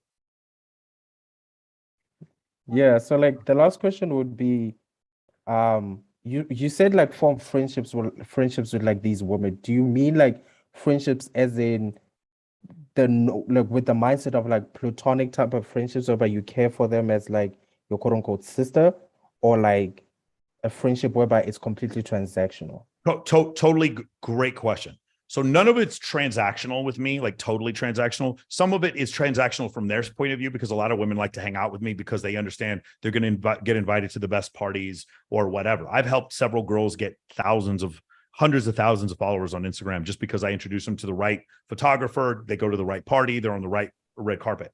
But here's the actual answer. Whether or not a woman is your friend and whether or not a woman is having sex with you have nothing to do with each other. This is very difficult to understand because this is sort of a blue pill mindset. This is also what PUAs teach. They think if I'm fucking her, we can't be friends. And if I'm friends with her, I can't be fucking her. 85% of the women I have slept with are my friends. Kylie and I have had threesomes with women that I'm just friends with. Right. Because I'm friend, because the thing that this is hard for people to understand. What happens is what you're confusing is friend zone from friends. Friend zone means you shoot your shot, you're not up to what she likes, and she puts you in the friend zone. I don't get put in the friend zone. What happens is I'm an attractive man to her. She sees me with lots of women because of pre-selection. There it is again. She sees constant pre-selection. I don't hit on her. She sees me. She sees my girlfriend. She sees that attractive women are attracted to me. She becomes attracted also, even though we're friends. And then she just follows us home one night. You need to stop thinking that because we're friends that we're not sleeping together. This is really confusing for a lot of people to grasp, especially outside people who come from the pickup community or people who come from like this standard model. The vast majority of women I've slept with are women I'm just friends with. Oh, okay.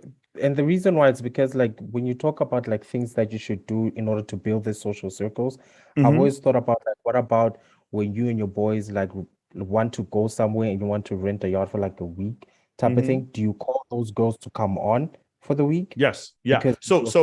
Great question. So like, let's just say like a perfect trip for me would be like 3 or 4 of my guy friends. Let's say we had a yacht, 3 or 4 of my guy friends. And then I brought like 20 girls with us. I usually like somewhere between 5 to 1 and 7 to 1 girl to guy ratio.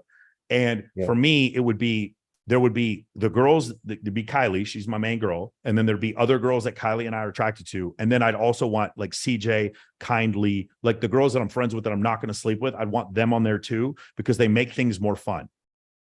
Does that make sense? Yes, sir. Appreciate it. Beautiful. Kevin Nazarian, what's your question?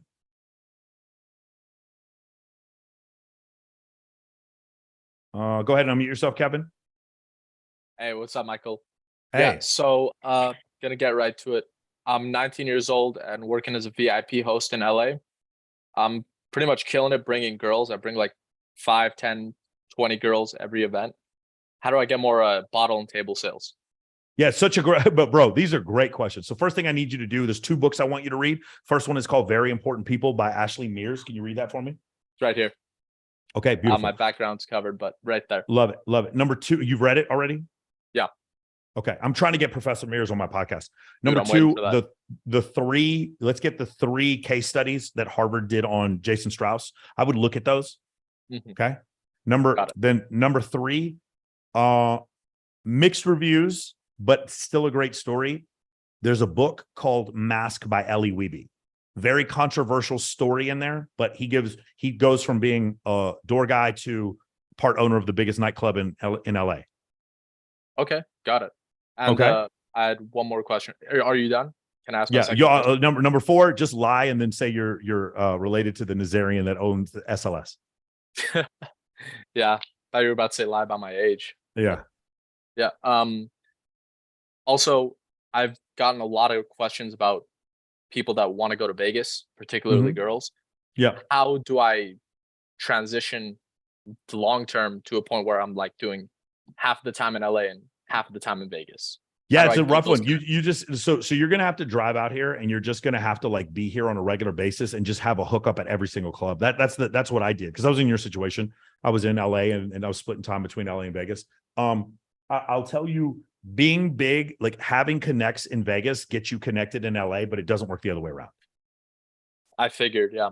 And then I also was gonna ask, because I know Jason Strauss, I can get in anywhere in LA. But because I work at highlight room in LA, there's some places in Vegas, they aren't going to give a shit about me. You see what I'm saying? Right. Okay. So That makes sense. for Miami, because I know Dave Grutman, Dave would just I would just give a call to Dave. Dave would be like, let Sartain in. That's what I would do. But I mean, that's kind of unusual. Most of you guys aren't going to meet Dave Grutman. As far as hooked up, like it really is. It's kind of how they perceive you.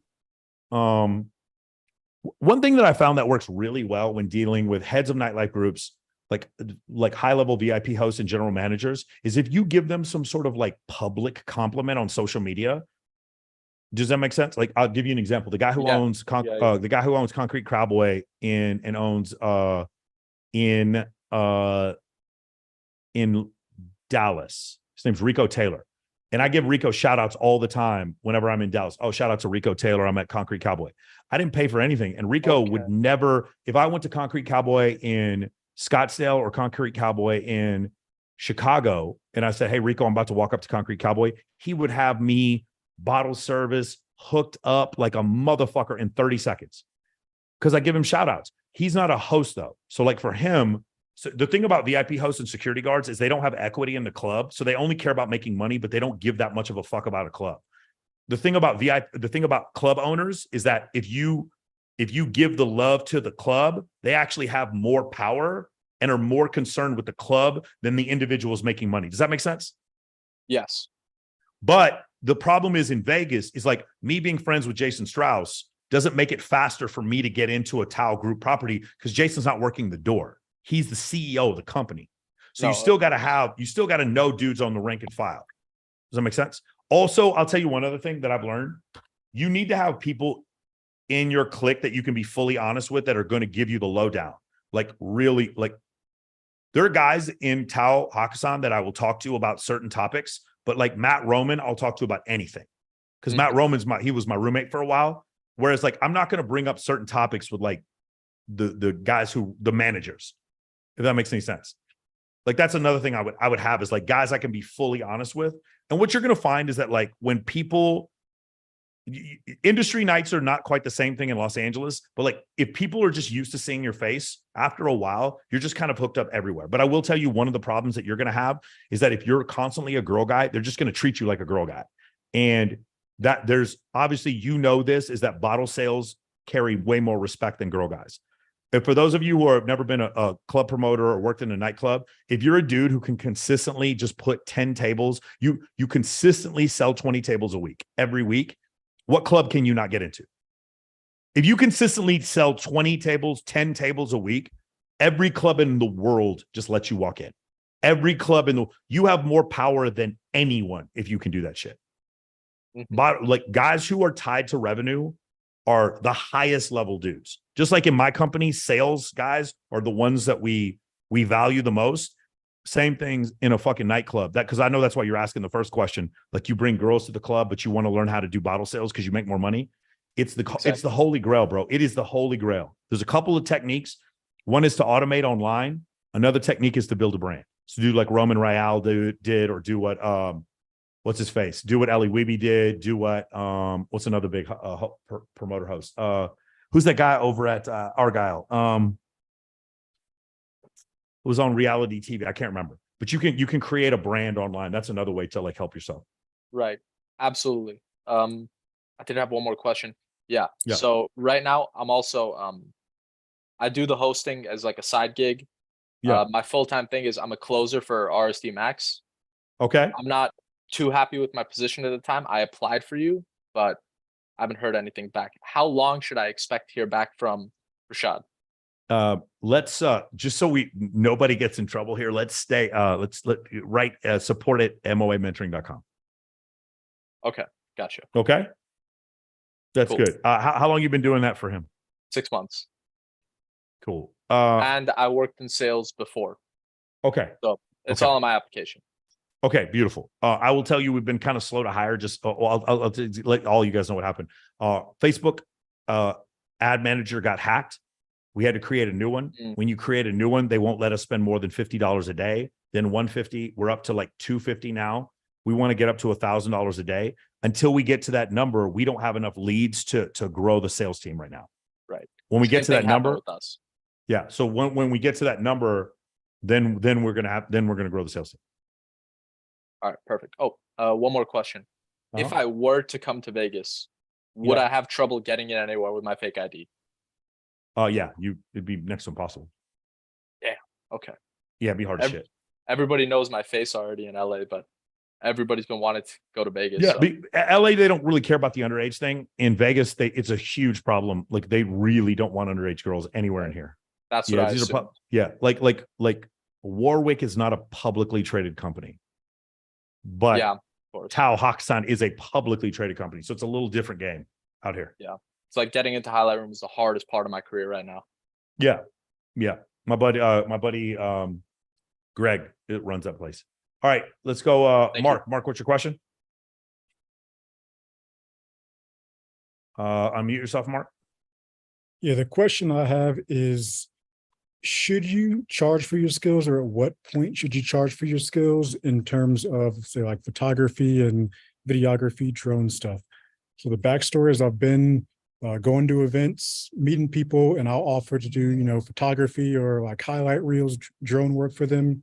But I'm currently just doing it both for fun and the access. I've slowly gotten approached by people to say, hey, you should, I'll link you with this person, give them your prices. At the moment, I'm like, I don't have a price list. Is it something that you should charge for, or just maintain it just for the access purpose? Okay. If you're doing it, if all you're doing is like pictures of girls in bikinis, the answer I would say is no. But because you're doing drone work, if you can do really good drone work, my answer would be yes.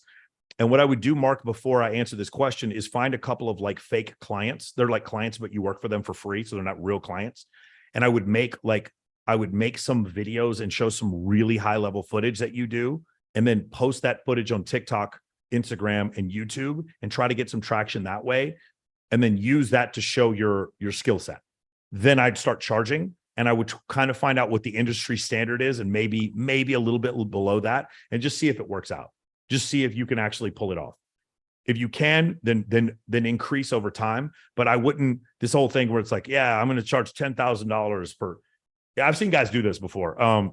Brad Lee is like, he charges $20,000 to do a speech, and he's like, how do you get $20,000? He goes, because I asked for it. That's one way to look at it. But like, to me, I think you need to create some level of demand, Mark. And the problem is like what you're talking about. If you're really good at it, like Corey Chaloff, like that level, then you can demand a lot. By the way, Corey still works for free half the time. Corey gets paid to do work. And then when Corey wants to have fun, he just goes to a club he enjoys. He shows them his footage, and they just leave him on stage, and he just meets fucking insanely hot women all night. Corey uses that camera like it's a big fucking long cock that he just shows to women. They're like, oh my God, let me get your info. Oh my God. Corey is a master at that shit. Yeah, that's been happening at a point. Yeah. Is I show it with my camera, or I tell them, hey, I'll do some drone shots, and they're just like, all right, you don't have to pay. You can come in. Here's a bunch of drink tokens. They don't really mind anything. But I just wonder if there's a point where I should be like, hey, I should charge money for this, or like, hey, if you're asking me, I would never charge money. I would use this to gain access, and I would use this to build my network, because there's just no amount of money you could charge me to where it's going to be worth my time. And I would rather have the access and have absolutely be beholden to no one for anything. Because as soon as you get paid money for this, then you get treated like an employee, and everything changes. And now, as soon as you stop working for them, then you don't have the access anymore. Does that make sense? Makes sense. If you never work for them, you get to go to the club. But if they fire you, you never get to go back. That's why I don't like that concept. But if this is a thing where you're like hard up for money and you want to do this for a living, just make the decision that that's what you want to do. No, I love being a sub promoter. I love the concept of being a sub promoter and having a camera and using those things to get you in anywhere you want for free. I love that idea. But it's when you guys are like, oh, I want to throw these photo shoots for money. I'm like, man, you guys don't understand what you're giving up by doing that. You don't know it. Like, what you need to do is build a business to make money and then do this other stuff to have fun. I don't like the idea of throwing photo shoots for money. I don't like the idea of working at a club for money or doing photography for money. I love doing it for access is so much better. You meet everyone. You get invited to every fucking party. You meet every hot girl. That's just me. It's just my opinion. But that's because I make money somewhere else. Sounds like a plan. I'll just do it for fun. Yep. Love it. Mark, what's your question? That's me. Hey, no, different Mark. Sorry, Mark Munier. Thank you, Mark. Other Mark with a C, Mark with a K. And stand by and unmute yourself. Easy.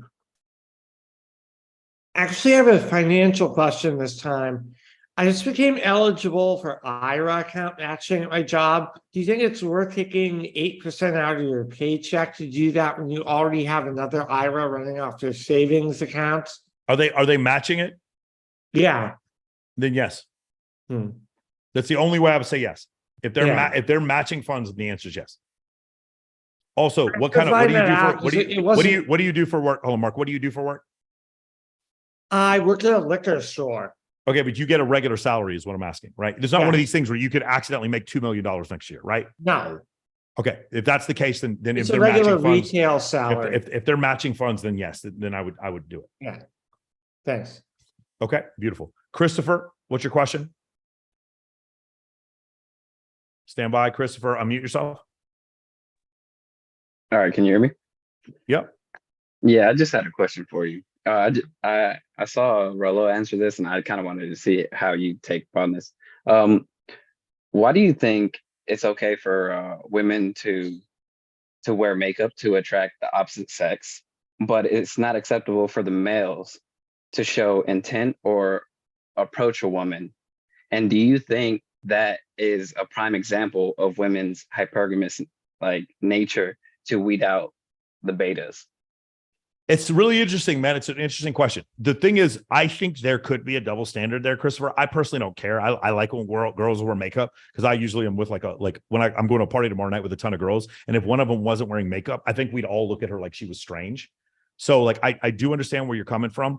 I don't quite have in principle, I agree with Myron's understanding of if a woman for a woman to cheat is much easier. Her just showing off her body is cheating. Whereas for a man, he actually has to do more to cheat. I understand in principle what he's saying, and I don't disagree. But for me, I just don't care because men and women are different. So if a woman wears makeup, I don't think that's an issue. And if a woman has a nice body, I don't think it's an issue. And if she has an Instagram, I don't think it's an issue. The issue for me, my line is a different line. My line is when she is wearing very little clothes and allowing men to touch her and we're in a relationship. So my line is different. Whereas some guys' lines, because of their religious beliefs or what they believe about women or their trust issues with women, they may say makeup is cheating, having an Instagram is cheating, wearing skimpy clothes is cheating. For me, the line is different because I live in Las Vegas. Maybe I'm just different. For me, the line is touching. Does that make sense, Chris? So if a guy gives my girlfriend a one-arm hug, I'm fine with that. That's not a problem. Okay, it's not a big issue.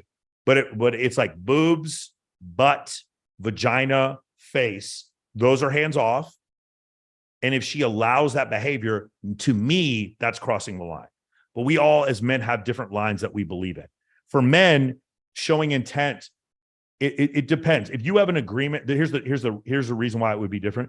If a woman wears makeup, she may wear makeup in a public place and have no intention of fucking a guy. But if you show intent, you kind of are admitting you want to fuck a girl, right? And if you're in a relationship where you've made a commitment to say, I'm not going to fuck other women, then there is a difference because she's not saying she's going to fuck a guy by wearing makeup, whereas you showing intent means you are going to try to fuck a girl if she'd let you. You see what I'm saying? But if you have an understanding in the relationship where you guys are both polygynous and you bring women home together, then that's okay. That's fine. That's an understanding. But that's where, again, if you're a guy and you choose in your relationship, I don't want my woman going outside. She needs to wear a hijab whenever she goes outside. She can't speak to other men without me present. If that's what you want, I don't even have a problem with that. That may be what your religious convictions may be. And if you find a woman who finds that behavior acceptable, go for it. I'll be there at the wedding. No problem with that whatsoever. My whole thing is if you're a guy and you're just hey man, I just my girl can do whatever she wants. She makes a bunch of money online. She hosts a podcast, whatever. And she's a bikini model. As long as dicks don't go inside of her. And as long as dudes are not touching her private parts, I honestly don't give a fuck. That's also okay. That's also okay. But some guys are oh no, you're a simp. I can't believe you let your woman look at sunlight. I can't believe you let your girlfriend hug her first cousin. You're a simp. Do you also think that in saying that also brings up that argument that people will always say, well, women will say, no, I wear makeup for myself. And then you'll have guys say, no, I don't want to fuck these girls because, I'm doing it because of myself. Yeah, no, agree. I agree with you that women are wearing makeup to get attention from men. But the thing for me is like women getting attention from men is, while again, I see the corollary, women, like in our minds, we as men want sexual access to women and women want attention from men. I get that, but they're not the same. Putting your dick in a woman is different from a guy liking a photo. They're just different. Like, I understand that it's the same part of the brain, but it's like putting your dick in a woman is a much bigger investment on her part than a dude liking your photo. It's not, to me, they're not the same. Does that make sense? Right. I understand some guys in red pill think they are the same. I just don't think they're the same. Now, in saying that, like for people, like I understand it, but for people who wouldn't understand that, how would they navigate through that? Like, you have to have, so here's what you should do. You should say each couple is its own entity, and both people in the couple need to have an understanding of what they find acceptable. So for me, in my relationship, what's acceptable is she can post things. She's a bikini model. I met her. She's a bikini model. I don't have a problem with her posting in bikini because that's where we met. That's how I met her. But if dudes want to touch her, then I have a problem. We made very, very clear what those rules are. Destiny lets other dudes put their dicks inside of his wife. I'm not okay with that.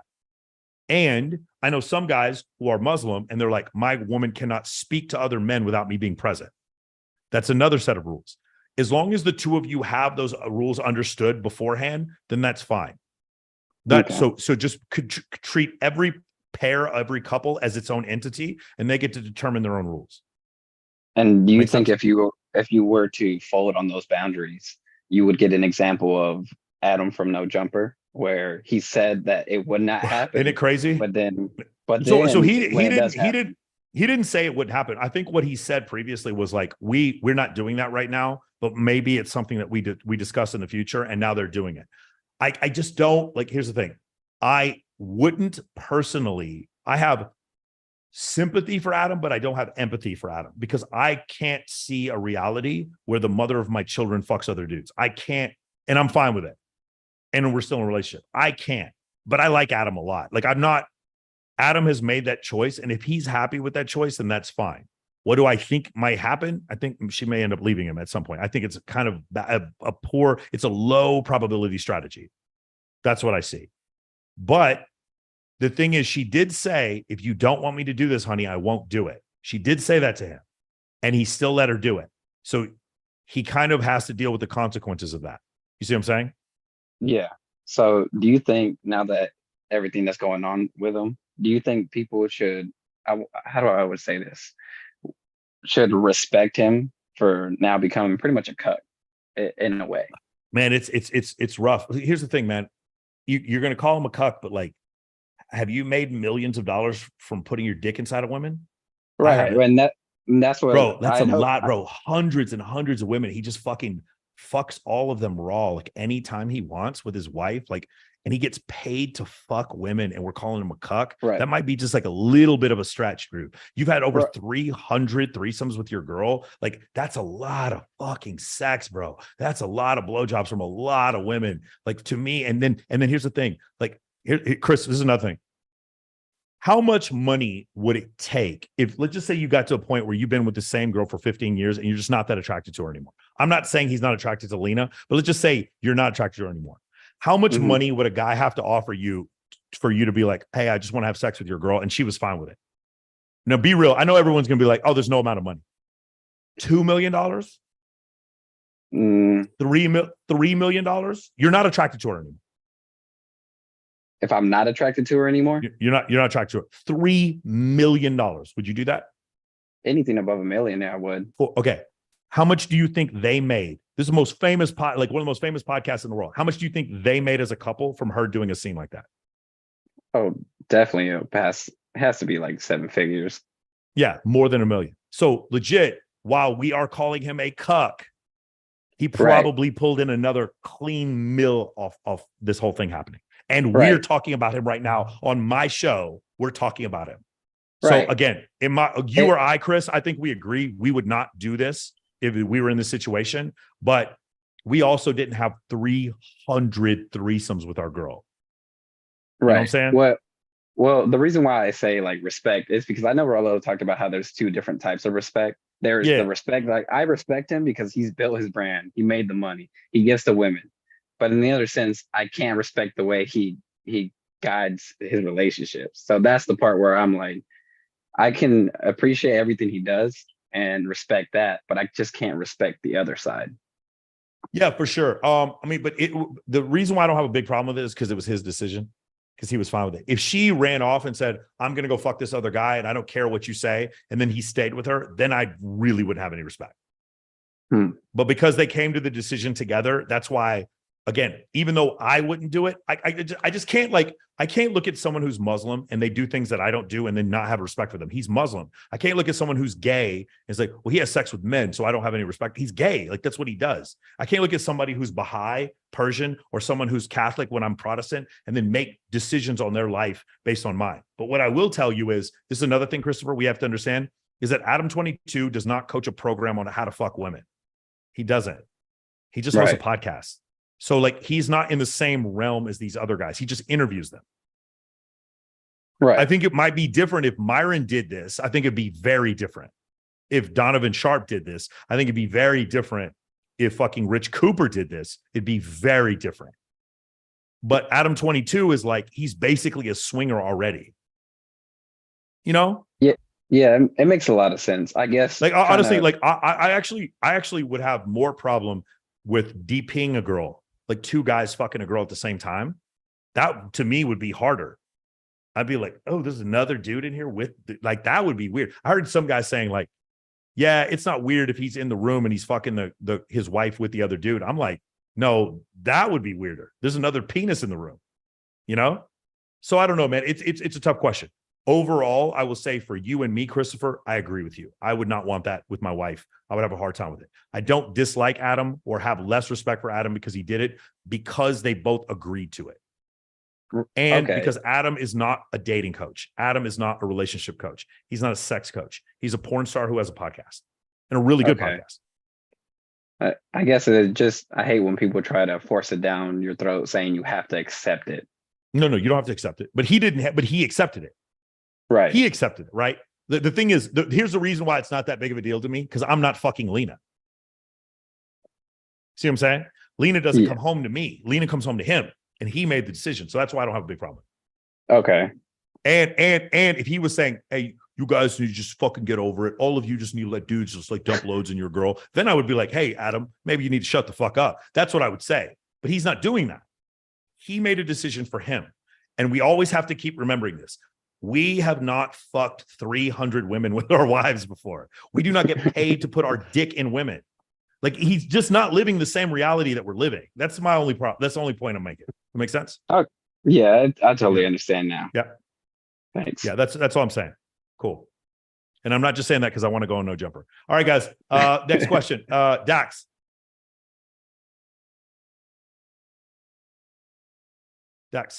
Okay, stand by. Dax, unmute yourself. Okay, sorry, I can't turn on my video right now. Wait on that. But okay, how are you doing today? Good. So the thing I wanted to ask was, because I've talked to you before, like, about this, and one of my favorite phrases, your key phrase that you say is status is status is status. Yeah.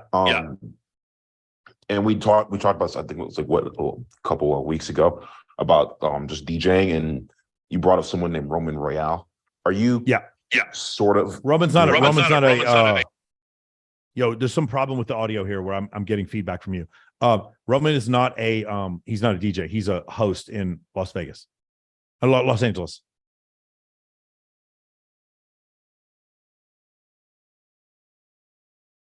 Did we lose Dax? Dax, go ahead and unmute yourself. Okay.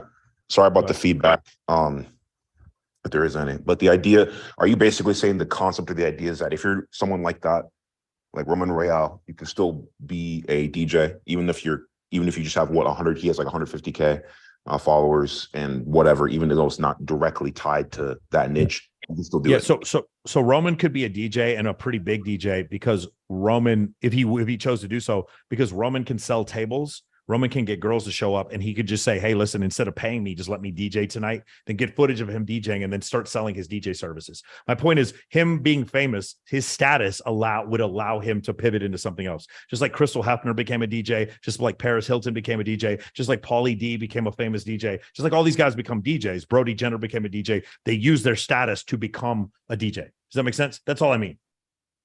Okay, so you're theoretically saying if Alex Hormozy tomorrow wanted to, he could do this. He could do it too. 100%. If Alex Hormozy wanted to become a DJ, 100%, he would have an easier time than you or me. 100%, yes. Okay, I'm not one to doubt, but I mean, so the niche just doesn't matter then. You could be Hormozy, you could Jordan Belfort, whatever. Money doesn't care who spends it. If Alex Hormozy has rich friends and be like, "Hey guys, I want to go DJ at XS, but I need to promise them like $100,000 spend. Will you guys come by a table and support me?" Like, Alex Hormozy, yes. And he gets like 20K table buyers out there. You know, XS will make him the DJ any night he wants. Money doesn't care who spends it. There's no niche when it comes to money, dude. Money is money. Money does not care who spends it. Money doesn't care who spends it. Duly noted. All right. That's mostly what do you think of what AI is going to do to current business? There was in the school group server that we talked about this. What do you think AI is going to completely replace? So if someone wants to get a new skill, maybe if they say, "Oh, AI is going to replace us," just skip it. Like, say, for example, not completely replace. I think it's mostly going to replace those guys who are making that short form content, those cutting out those edits, like basically things that are rote. So like doing timestamps. It's going to replace people picking out 60-second clips out of long podcasts. It's going to do a lot to replace copywriting, not completely replace it, but it's going to do a lot to replace copywriting. It's going to replace, there's a crazy thing. So, I make Loom videos whenever we have a sales guy and he's like, "Yo, I got this guy on the fence, but I'm not sure if he's going to buy." I'll make a Loom video for him real quick. We're going to get to a point where you're just going to type in something and then it's going to be my face and it's like a deep fake and it's just going to fucking talk to you. Like that eventually I think is somewhere down the line. I think it's going to replace a lot of things in movies where you're basically going to have an actor play an entire role and then you're just going to put Brad Pitt's face on it. I think that's going to happen. The self-driving, self-flying is going to be replaced. And I just think we're going to get to a point where like people are going to start fucking robots. I've said this before, and I know it's like a gloom and doom way of looking at the world, but I look at humanity and it's just so obvious to me that once you have a viable alternative that's a robot, people are just going to go to the robot. I just think it's obvious. Dang. I don't think anyone on this call is going to do that. And I don't think I am. I'm just talking about 50, 100 years from now. I think people will be fucking androids and they're just not going to be interested in the work that's necessary in order to get better. I think we're going to be one of the last generations that's like, I was fat and broke and I got rich and jacked and now I fuck more women. That equation, I think we're one of the last generations that's going to be able to pull that off. So you mean like everyone, like, so like a teenager today, a young adult, 25, 26, and obviously before that, you think they're the last ones to just kind of pull themselves up by their bootstraps and kind of make an effort for the opposite sex, and everyone else after just going to just get a robot, just say. I think you're going to see more and more people get a robot. You because you're used to a society where you go out to clubs and meet women. That's what you find to be acceptable. You think fucking a robot is weird because you've never done it. I think it's weird too. I'm not questioning you thinking it's weird. What I'm saying is like, the idea of somebody in the 1850s looking at pornography like we do now, they would think that's weird. What do you mean you don't fuck women? You actually just look at videos of women fucking each other? Like, that's so dumb. We're going to look at the same way in 50 years at our grandkids, be like, "I can't believe these little kids are fucking these robots." We're going to look at the same way. It's just what you find acceptable is going to change over time. Shout out real quick, K-Dog with the super chat on YouTube. Been living in Austin for a year, but haven't found a friend group to click with. I lift avidly. My gym is lame, but close. Join mixed martial arts gym. K-Dog. So here's the thing. I would not worry so much about who I lift with. Maybe a couple of times, if you want to hire a trainer, that's fine. And maybe a couple of times a week do it. But I don't talk to people in the gym. I've heard these stories. David Goggins works out at City Athletic Club over here on the West Side. Everyone knows he works out there, and no one approaches him because you know better. No one approaches David Goggins when he's in the gym, because when you're in the gym, it's time to lift. It's business time. Now, I use my lift time also to listen to podcasts, and I take notes. Dax, if you can mute yourself, please. That's what I use my podcast time for, or my gym time to do that. You don't necessarily need a partner to lift. A gym is a gym is a gym. That's the way I would see it. Now, the second part of it is, should you join a mixed martial arts gym to meet cooler people? You should, but not because it's not closer. You should do it because you're interested in mixed martial arts. That's why I would do it. I would not do it like I don't go to LVAC here in Vegas, even though all the hot girls are at LVAC, but I don't go there because I have a gym in my building and I'm here to lift. I'm not here to talk about lifting. I've been to LVAC and I've had to wait 30 minutes for a fucking bench press. And I'm like, I'm never coming back here. I'm never coming back here. I'm not interested in waiting to get a machine. That's why I don't go to those gyms. You should be going to the gym to lift, not going to I don't go to the gym to socialize. Maybe that's just me, but that's a little different for me. I'm on stage at Zook to socialize. I'm at Wet Republic to socialize. I'm at Babes in Toyland to socialize. I'm at the Maxim party to socialize. I'm at the Teatro party to socialize. I'm at CES to socialize. I'm at a real estate convention to socialize. I don't go to the gym to socialize. That's just me. Cool. Good question, though. I appreciate that. Carolus, what's your question? Carolus.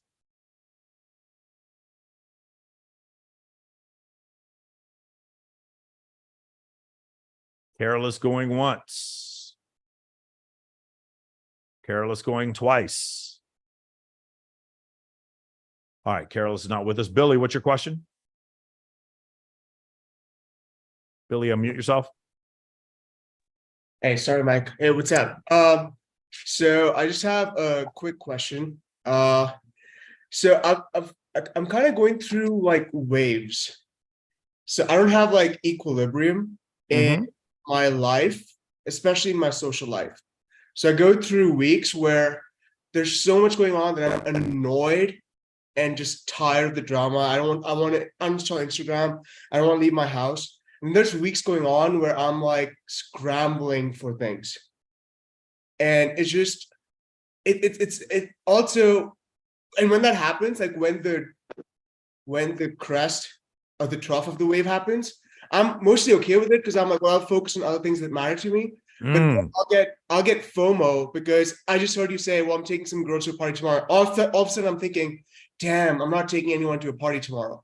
And this is not something I want to be ambitious about. There's other things I'm very ambitious about. Exactly. Those things drive my life to the point that people call me crazy.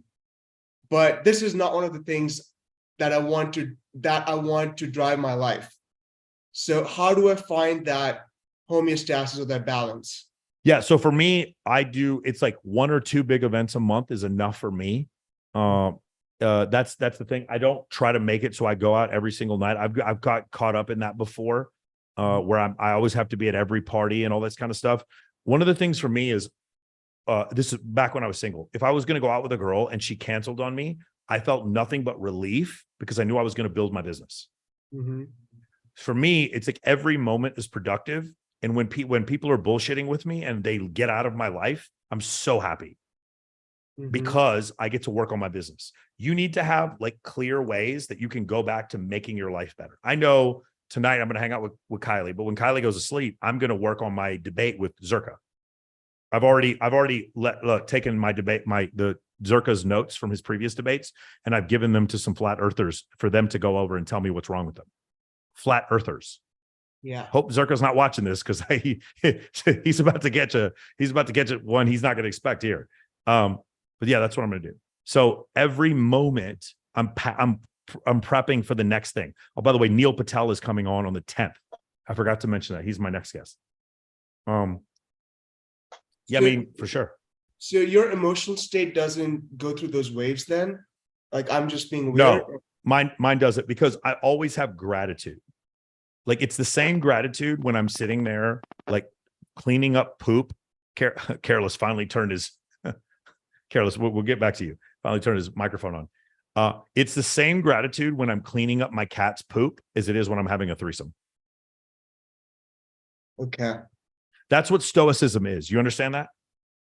This too shall pass. Uh-huh.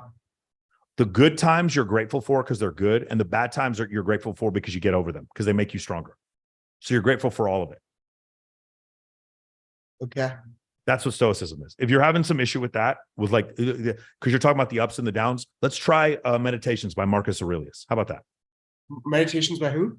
Marcus Aurelius. Okay. Marcus Aurelius. Meditations by Marcus Aurelius. Yeah. That is one of the books that really changed Wes Watson's life. And Wes Watson is the definition of a Stoic. It's really hard because like Wes and I really like Wes. And Wes and I get along really well. But like for me, I'm like, dude, I'm so happy to see you. And Wes is like barely, like just like imperceptible, like. And he's fucking 237 pounds, just all fucking muscle. And he's like, that's all you get from Wes. Because he's stoic. Yeah. Do you understand? Yeah. But what, like, it's never bad because Wes was in jail for 10 years. And it's never good because Wes has fucking 6 supercars now. Yeah. It's always the same. So if you're having problems with that, Billy, let's try that book. Okay. So it's Meditations by Marcus Aurelius. And the other one is The Subtle Art of Not Giving a Fuck by Mark Manson. Okay. I've read that one. It's just, I was talking to Joe last night. I was with Joe and he recommended a book to me too. He was like, read Power of Now again. Mm-hmm. And I did read Power of Now. It just, I'm sorry, it just went over my head. Like it. Okay, then read a New Earth. Yeah. So here's the reason why it went over your head. I've described this before. The Power of Now doesn't work unless you've hit bottom. The Power of Now is for people who are like literally having panic attacks that send them to the hospital. The Power of Now is for someone who's lost a limb. The Power of Now is for someone who's got stage 4 pancreatic cancer. That's why most people, the Power of Now doesn't do anything for them. Not most people, but a lot of people. You have not suffered enough, Billy. If you suffered enough, that book would be the greatest book you've ever read in your life. Well, I right now I'm not suffering. Right now I'm pretty like the days. Yeah, but like the thing is, Billy, you're stuck between like a 4 and a 6. Every day you're a 4 to 6, and you're like, I don't have equilibrium. Drug addicts are like at a 10 and a 1. Yeah. Right. Me, I'm at a 5.5 and a 4.5. That's where I live. Like I'm the same all the time. Yeah. Like Kylie has a hard time with this. I lay down and I'm tired. I'm going to sleep. I'm like, and Kylie's like, what? I was like, what do you mean? What? What's your face? What are you doing? I was like, what are you thinking about? I'm like, nothing. Yeah. But because she can't think about nothing because she's young. Yeah. She doesn't understand present moment awareness. But I can because I've been in this game before. I've been in burning airplanes. I understand that sometimes it's just nothing. But for her, it can never just be nothing. Oh, your head is to the right instead of the left. It's because you hate me. There's always an interpretation. But for me, I'm a man. So it's just nothing. Just, yeah. Like, just hit the gym, bro. 70 pounds up on this motherfucker. 70 pounds. Fuck this shit. I'm looking in the mirror and I can see the haters. Fuck you, sorry motherfuckers, just lifting all this weight. And at the end, shoulders are tired. I'm like, just sleep. And she's like, what? And I'm like, nothing. Yeah. I'm just existing. Because like she's young and full of hormones. She's not existing right now. She's feeling everything. Everything's stimulus to her. Yeah. She's 21 and I'm 45. I don't blame her. I'm just explaining to you. If you guys want a girlfriend this much younger, you're just gonna have to deal with this. She's experiencing and everything's new to her. Every relationship is the best relationship or the worst relationship of her life. Every time she eats sushi, it's the best sushi or the worst sushi she's ever had in her life. She's young. So she's experiencing. And me, I've experienced all of this. I've been to every continent except Antarctica. I'm just like, I'm just existing. And she's not ready to exist yet. She still needs to feel everything. And so for you right now, you're feeling too much. You just need to learn to just exist. When it's great, it's awesome. And when it's bad, it's also awesome because you're alive. Yeah. If you have gone through some survival scenarios, almost died a few times, been shot at, had a family member recently die, The Power of Now makes more sense than any book you've ever read in your life. But if you haven't, you guys remember for the longest time, there was a team, the Utah Jazz, back when they had Stockton and Malone. They had a couple of good years, but they were always like good enough. Same thing with the Spurs. They were like not quite. No, the Jazz are a better example. The Jazz were like not good enough to win a championship, but just barely good enough to make the playoffs. So they never got good draft picks, and they just kind of got stuck in this middle area every year. For years, they were like this. The Nuggets were like this for a long time too. Just very middle of the road, middle rung team every year. That's where you are. You haven't hit rock bottom, so The Power of Now doesn't make sense to you. Yeah. So you still feel like you can think your way into happiness, but you can't. So Michael, Ethan's asking a great question. How is the power of now not woo-woo? Because there is science behind the idea of not interpreting the future or not interpreting the past and not predicting the future, being in the present moment and showing gratitude and being optimistic. There are studies that show that is a more efficient way to live your life. That's why it's not woo-woo. The metaphors he used in the books are woo-woo, but the understanding of like what the results of what he's teaching you is not woo-woo. That's why. So, Michael, I was another small follow-up question, just follow up to this. So one thing that I'm always nervous about going down this path of, just being there and, meditation and being stoic is that I don't want to lose the drive that has fueled me since I was 4 years old. Billy, do you get any like inkling that I've lost my fucking drive? No, but it's whenever someone talks about it, it's just like, to me, it feels like they're like, when you say I feel nothing. The stoicism that I'm expressing to you, that you see Wes Watson and me have, do you get the indication that we've lost our fucking drive? No. Okay, Billy, you're worried about shit that isn't real. Got it? Got it. Just try the stoicism shit. Okay. Okay. When Jocko Willick, hey man, just want to let you know, we made an extra $3 million this month. Good. Hey, just want to let you know, man, our rescue team isn't coming. We're going to have to fight our way out of this place. Good. Hey, man, just want to let you know, your wife is pregnant. She's going to have a healthy baby. Good. Hey, just want to let you know that your wife cheated on you. She just left you. Good. Do you understand, Billy? Yeah, I want to try it for sure. It's not a lack of drive. I'm the fucking rock that the waves break on. And I don't have a choice because we're men. We have to be that rock or society crumbles. Yeah. Got it? Got it. Beautiful. Well, thanks, Mike. Carolus, what's your question?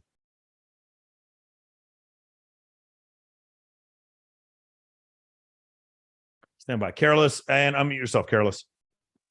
All right, Carolus. So, yeah, it's pretty bad. Go ahead. Ask your question. Yeah. Okay. So when you're trying to make female friends, right, and you kind of funnel them to like Instagram, what is the way to kind of keep the friendship? Is it only in the memes? Yeah, it's a great question. So memes are an example that I use. The thing you have to understand is like when you play tag, or if you play tag like flag football, in order to tag you just touch. You just have to touch. You don't have to bear hug them. You don't have to take them to the ground. You just touch them. That's how it works with trying to maintain relationships with multiple people on social media. I mean, like friendships, just like acquaintances. What you do is when you post cool stuff, more people notice it, and you're top of mind for all those people. So as long as you continue to post good content, you're on the top of mind for those people. If you guys ever go out with me, people stop me all the time, be like, "Yo, bro, I love your podcast," which is funny because almost none of them have seen my podcast. What they've seen are clips on my Instagram that there were 30 seconds long, and they didn't even watch all 30 seconds. They just watched the first 10 seconds and be like, "Oh, I like that. I feel that shit," and they recognize my face because they see me so often. That's all it is. So in a way, I keep a relationship with all those people. You need to understand that like having a relationship with like thousands and thousands of people, it's very superficial. It's very, very baseline. Like having a deep relationship with someone, that's different. But in order, like the networking that we talk about in Men of Action, what you want is like for a bunch of people to know your name and to generally have a good opinion of you. That's really all that matters. They don't need to know everything about you. Does that make sense? There's a ton of people who like literally say, "Hey man, I'm a big fan of your podcast." And I swear to God, they couldn't name a single thing that I've said. They just see my face a ton. They don't even know. Yeah. So so the thing is that like by posting a lot of good content, Carolus, you're just going to leave an effect on a lot of people and you're going to be top of mind in their head. So that's the easiest way for you to stay connected with lots of people. Got it? But does that translate to, for example, meeting someone you never met just on Instagram? Because What's I've that? been posting. Okay. I said, did you get the first part or should I repeat No, say it again. Whole sentence. I said, does it translate to actually meeting people from these memes, like that you Yeah. never So met? Careless, where do you live? Lithuania. Okay. So you have to go meet them, though. You have to go to a place where they are. That's why, remember the first 4 steps in MOA? Have you taken the free course on the school server? I'm not sure. I don't think so. So there's no way you can't be sure. You would know. All right. So let's do this real quick. So Careless, what I need you to do is this. I need you to go. Are you in the free school server, Careless? Yeah. Okay. You're going to go right here. New members start here. Or I'm sorry, that's not it. It's high status networking 101. You're going to start here. Okay. And the step, there's introduction, fix your fucking Instagram, create a hot list. I need you to go through this course. It's free. Okay. It's on the free school server. Got it? Yeah. That's going to be the answer to your question. Yeah. And then For those of one you more watching question on is YouTube and regarding- those of you who are watching on Zoom, hold on. I just posted that in the school server. I'm sorry, just posted that on in Zoom and on YouTube. That makes sense. Careless, I need you to go through and do that course, okay? Yeah. Love it. Any more questions? Yeah, just kind of similar. What are kind of good activities to like make those friends, like events, activities like is Careless. going So to- here's what we're gonna do. So since there's hundreds of people watching us like on YouTube in here, and since all the answers are in that free course, could you do me a favor and do the free course? It's free. Oh, okay, no problem. The question you just asked is answered in the free course. Okay. Okay. Just to respect everyone's time here. Awesome. So good. Yes, no problem. Awesome, man. Bo Zhang, what's your question, Bo?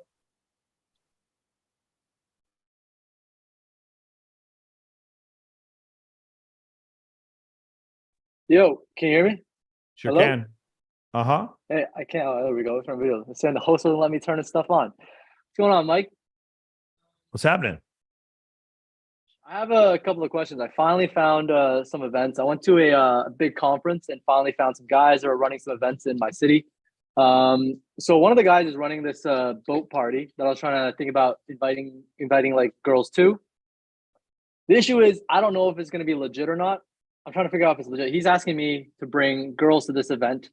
And I want to figure out what kind of questions should I ask to kind of gauge if this is going to be a legit boat event or not. Because I don't want to bring like a bunch of girls and then have it be a fucking bore. I want it to be fun. I want it to be lit or whatever. Bro, such a great question. I have this issue all the time. Keep going. Yeah. So like I met him at the tech conference after party, and like he did throw like a decent after party. It was a tech event, so you expect there to be more guys than women. I was at his after party. It was okay. So he said I told him about what I did. He was trying to run events in Toronto. I checked out his IG. His IG, there's no real IVE. And his pictures don't look that great, but he's planning this big yacht party, capacity of like 70 people. He says, if you can get girls onto this yacht, he's gonna give me 10 spots.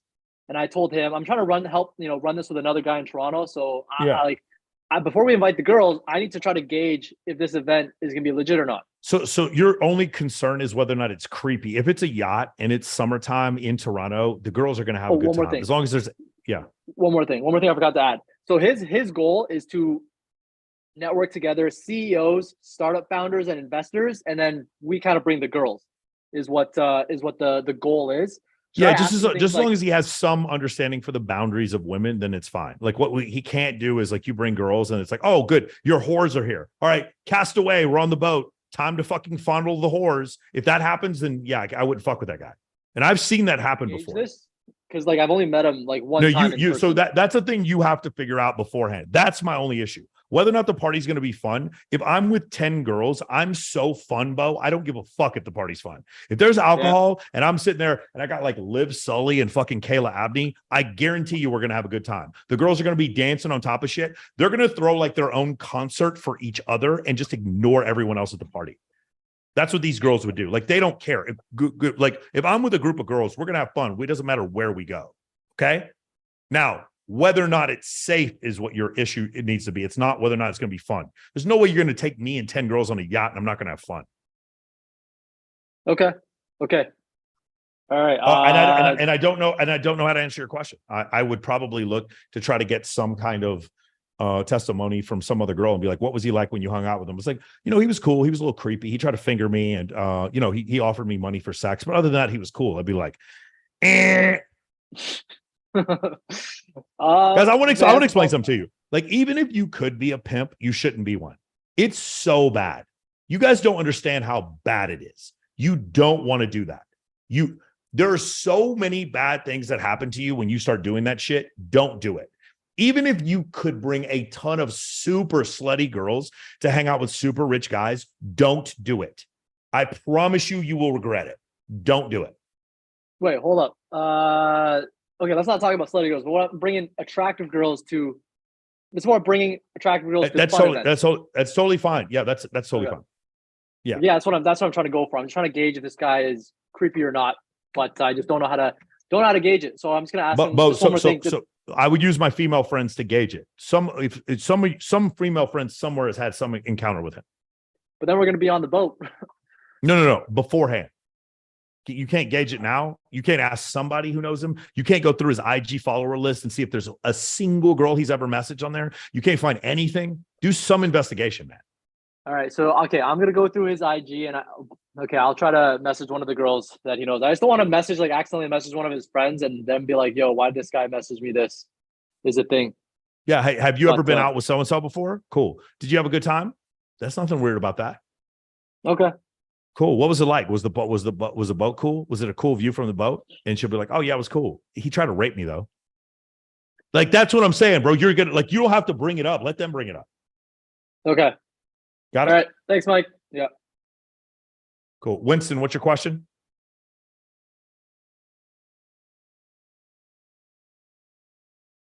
Stand by. Go ahead and unmute yourself. All right, there we go. We good? You guys notice how Zoom user left? Oh, is he still here? Yeah. Zoom user left because Zoom user was one of those fucking trolls trying to come on here and show porn. And like they realized that I wasn't going to call on them and they were just left. It's so funny. Go ahead. What's up, man? Yeah, I got my monitor here, but I got a couple questions for you. First of all, thanks for all this. By the way, great value and everything. I love it. First question is about networking. Basically, I guess I don't really know any ambitious people, and I got like huge fucking ambitions for myself. Okay. Like one of my best friends who got me through lifting and everything, he's like gained a whole bunch of weight since I last saw him, and he's like, all I need is a bungalow and a dog.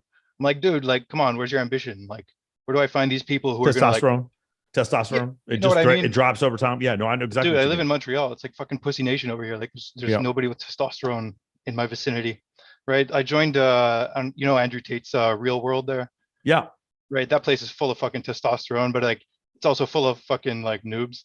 I just like, how do you go about finding the people who are gonna not hold me back? You know what I mean? Yeah, it's so great. So for me, my group is, I would say Bradley, Wes Watson, I would say Dan Fleischman, Ryan Stewman. You know what? I'm going to throw Adam Lyons in there. Adam really is smart, man. I had no idea how sharp Adam Lyons was. I'm going to throw Ty Lopez in that group for me. Okay. And these are guys that I'm friends with. And that like, I would consider like, they kind of lift me up by following them. Probably Fleischman is sort of like the hub of that entire group. Bilzerian too. I would put Bilzerian in that group. These are all heavy hitters that I don't have access to. Yeah. So I would, you know, I'll say John Orlando too. John runs my studio, my podcast studio, and obviously Rollo. And you know what, Justin Waller too, and Brandon Carter. Dude, I could go on forever. Yeah, word. So the thing I will tell you is like, you can find those guys. It's actually who you don't accept to be in your life. So for me, it's like some of the people like that I used to hang out with back in the day, they're not as inculcated in my life as they were before. I would find these people who are ambitious and go-getters, and I'd be willing to do work for them for free. So I'm in that group that I just explained to you because I was willing to work for Dan Fleischman for free, covering his parties. Right. So what I would do is I would take an internship, basically working for free, to try to learn more. Just like you guys remember Rich Dad, Poor Dad? Robert Kiyosaki went to go work for Rich Dad, and Rich Dad said, I'm never going to pay you because as soon as I pay you, you're an employee. So, but he got motivation from Rich Dad. In fact, I'm probably going to start hanging out with Robert Kiyosaki more. I got to meet him the other day. We really got along. The dude's really cool. But that's the way I would look at it. Yeah, word for Does that make sure. sense? Yeah, it does. The other thing too, I mean, on that same note, kind of, is I don't have an income right now, and I do need to get an income. Yeah. Like I've had plenty of success with women in the past, and I pretty much like canceled my entire friend group because there was nobody ambitious.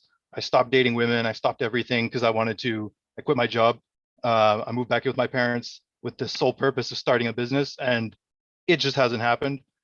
Which I can tie directly to the next point, which is like, I think privacy is a huge concern of mine. Like I don't want to market myself openly, if you know what I mean. Like I have a private Instagram, private Facebook. I like to be very selective, so that way I don't attract like all these different crowds. Like, I just need some feedback on that kind of like. Yeah, I would if you want to make a lot of money, I might be willing to get over that. I mean, there's enough, like I'll sell my privacy for a certain amount of money, bro. I don't, other people are like, Michael, you don't know what it's like to be famous and just walk around and have random women come and ask me out on dates and make millions of dollars and get invited to everything. Yeah, I'll go ahead and accept that, bro. I'll go ahead and take that. You make it sound I'll go ahead and better, take that. Yeah. So like, no, bro, I'll sell. There's an amount of money for my privacy. You guys can watch me take a shit if you're willing to pay me enough. Yeah, I mean, so the thing, going back to what you're saying before, I would say I'd get over that first part. The whole privacy thing, I'll tell you, it's a lot easier to build a brand now. I just had Rich Sheffrin on and he agrees with me. The brand building is bigger than the company building now. It's funny because Rich Sheffrin was more of a brand, or like more of a company brand than a personal brand. And same thing with Neil Patel, who's going to come on my podcast next Monday. But Neil is now building his own brand. Whereas before I did a panel with Neil, and he was expressing how you don't really need social media. And now Neil is big on social media. It's just really interesting. Like everyone's kind of moving that direction. Winston, there's so much power that you guys understand. Like, so I have a personal brand and I have MOA. Those are two different things.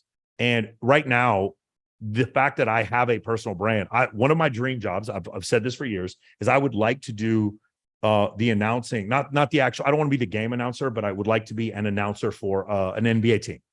And me having a big persona like this actually makes it more likely that I'd get hired for that job.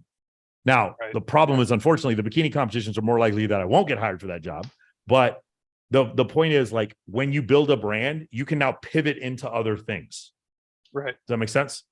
And Yeah, when you don't have a brand, if I just built up MOA and I wasn't the star of MOA, then I wouldn't be able to pivot into something else. And I learned that from Tai Lopez. Because I remember when Tai Lopez had investors in TaiLopez.com, you know who the only person you can't fire from TaiLopez.com is? Yeah, Tai Lopez. So that's I wanted to make myself invaluable so that I could help. So now I can sell my own, I can market for my own company. I could use my brand to help close sales, which is a big one for me, help my salespeople. I can become a guy who does shout outs for other people's brands. I can grow the size of my podcast so that I can get AdSense and get sponsors on it. I can gain access to any kind of event I want. You know what's something I can do now that I wasn't able to do before? You know what's fucking awesome? I can apply for a press pass anywhere. It's crazy. I could probably get in the Super Bowl at this point. I'm not kidding. I could probably say, hey, I want to cover Media Row for the Super Bowl. I could maybe not in the Super Bowl, but I can almost guarantee you I could get a press pass for Media Day for the Super Bowl. In fact, I'm going to do it. Next year, I'm going to get a press pass for the Super Bowl. Like for the media day that they do the Wednesday before the Super Bowl. Well, you're welcome for It's pretty awesome. Like building a brand, building a personal brand. There's so many advantages for me. So I will tell you, Winston, I might get over the privacy thing. Yeah, that's something I've been struggling with for a long time. I just want to say as another point to this is like there are a lot of billionaires in the world, right? But you only know about a few of them. Like the majority of them, you don't even know their names and you can't find their names. Yeah, there's you know 2,000 billionaires in the world, and I know maybe 6 of them. Yeah, that's my point. You know what I mean? Yeah. And like I said, man, I got huge fucking ambitions. Like, you know what I mean? So it seems like there's a conflict of interest there. I don't know what you have to say about that. You got a couple problems, Winston. You need to find a job. You need to find so the thing is, you want to be an entrepreneur, but you need a subject matter expertise. And a lot of times in order to get that, you either need to be an intern or get a job somewhere. And so people are going to shit on you for a while. Sorry. It's just at some point, you don't join the military as a colonel. You join as a second lieutenant. Yeah. And the captains tell you what to do. Like, that's just the way it is. So sometimes there's a point in your life where you got to live on your mom's couch and you got to fucking grind, and you're driving Uber while at the same time listening to fucking podcasts and audiobooks until you come up with that idea, then you're staying up at night. You're getting 4 hours sleep because you're running your Amazon FBA over here while you're driving Uber over here, and you're fucking grinding, and you make this mistake, and this mistake, but you're never going to make these mistakes again. And then eventually you get to that point where you want to get to. Yeah, but it's man. a point. It's a function of grinding. It's not a function of belief. It's a function of work. Absolutely. And I know what you mean. And like with regards to, I didn't get through your whole book list, but the book, The One Thing specifically, like it took me a while to narrow it down, but it's AI, because like, you know where that's going, right? That's like, Yeah. if anything's going to get me all the way. Where Listen, I'm bro, going. if you got really good with AI, we'd hire you. Like, that's what we need. We're actually Yeah, having somebody actually, come. yeah, we're having go ahead. somebody compile it. We're having someone compile all of my podcasts together, and you guys are going to get an AI chatbot for free. Word, Basically, dude. it's gonna be Michael. You guys can ask Michael Sartain any questions you want, and he's just Dude. gonna answer your questions 24/7. He's just gonna be your buddy there, just Dude. talking to you all fucking day. The thing is, I have to fix it though. Like, before we do it, I gotta ask him some questions, and he has to answer the correct way before we release this. Well, that actually brings us to the next question I had, which is like, that's specifically what I am trying to do, is like, I'm trying to offer, you know, high status guys or businesses, whatever, AI services. And that's what I was going to ask, is like, what specifically kind of thing would you go for? That's an answer right there. You'd go for like, I have a guy who works at Instagram. He just quit over at Instagram. He's writing us code for a chatbot right now. Word. Okay. So yeah, we're still good. We're good right now. Well, yeah, no, that's not what I meant. I'm just, you know, getting ideas and stuff like that. But that was a great idea right there, offering chatbots to people. Yeah. So that's it. Okay, that's sweet. And then I guess my last question here was with regards to mindset, right? So I'm big on stoicism. I try my best. I still get volatile because my living situation is kind of shit and whatnot. But like, I guess I just have a hard time with gratitude still. Like, you know what I mean? I'm not big on the humility. I'm grateful for like the opportunities in my future, but as of right now, I'm having a hard time with gratitude. What would you say about that? Yeah, that's the probably the biggest gift you can give yourself is gratitude. It goes back to this whole stoicism thing. No matter what happens, good. Hey man, sorry man, you broke your leg. You're going to be off your feet for 6 months. Good. Hey man, just want to let you know, your girlfriend's bringing 3 other girls home and they want to all fuck you. Good. Yeah, that's the gratitude, bro. You are amongst the wealthiest people who have ever existed on this planet. You have access to antibiotics. You can fly across the country for less than $1,000 in a fucking metal tube going 420 knots. You get to watch me. We get to sit there and communicate with each other for basically for free at the speed of light in fucking 1080. Yeah. It's just incredible. Like, you're born now as opposed to being dead now. This is awesome. The possibilities are endless. You just have to have some gratitude to grasp it. And so that's just the way I look at it. You know, 50% of people born before the year 80, 50% of people born before the year 1850 died before the age of 5. Yeah. So I guess that's, yeah. Okay. I just got to work on that then. And last question, last thing, you know, not all of us get to be on burning airplanes. You were obviously in the military. I'm not even planning to go, but like, what's at least something I could do to kind of at least build that kind of attitude that you've got? You know what I mean? Like, I've been through some stressful situations, but nothing like a burning airplane. You know what I mean?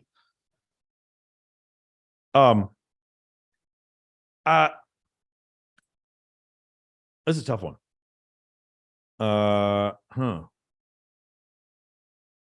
The first thing comes to mind would be like jujitsu, boxing, something to that effect. The next thing that comes to mind, if you're having an issue with gratitude, is to go volunteer at a food pantry.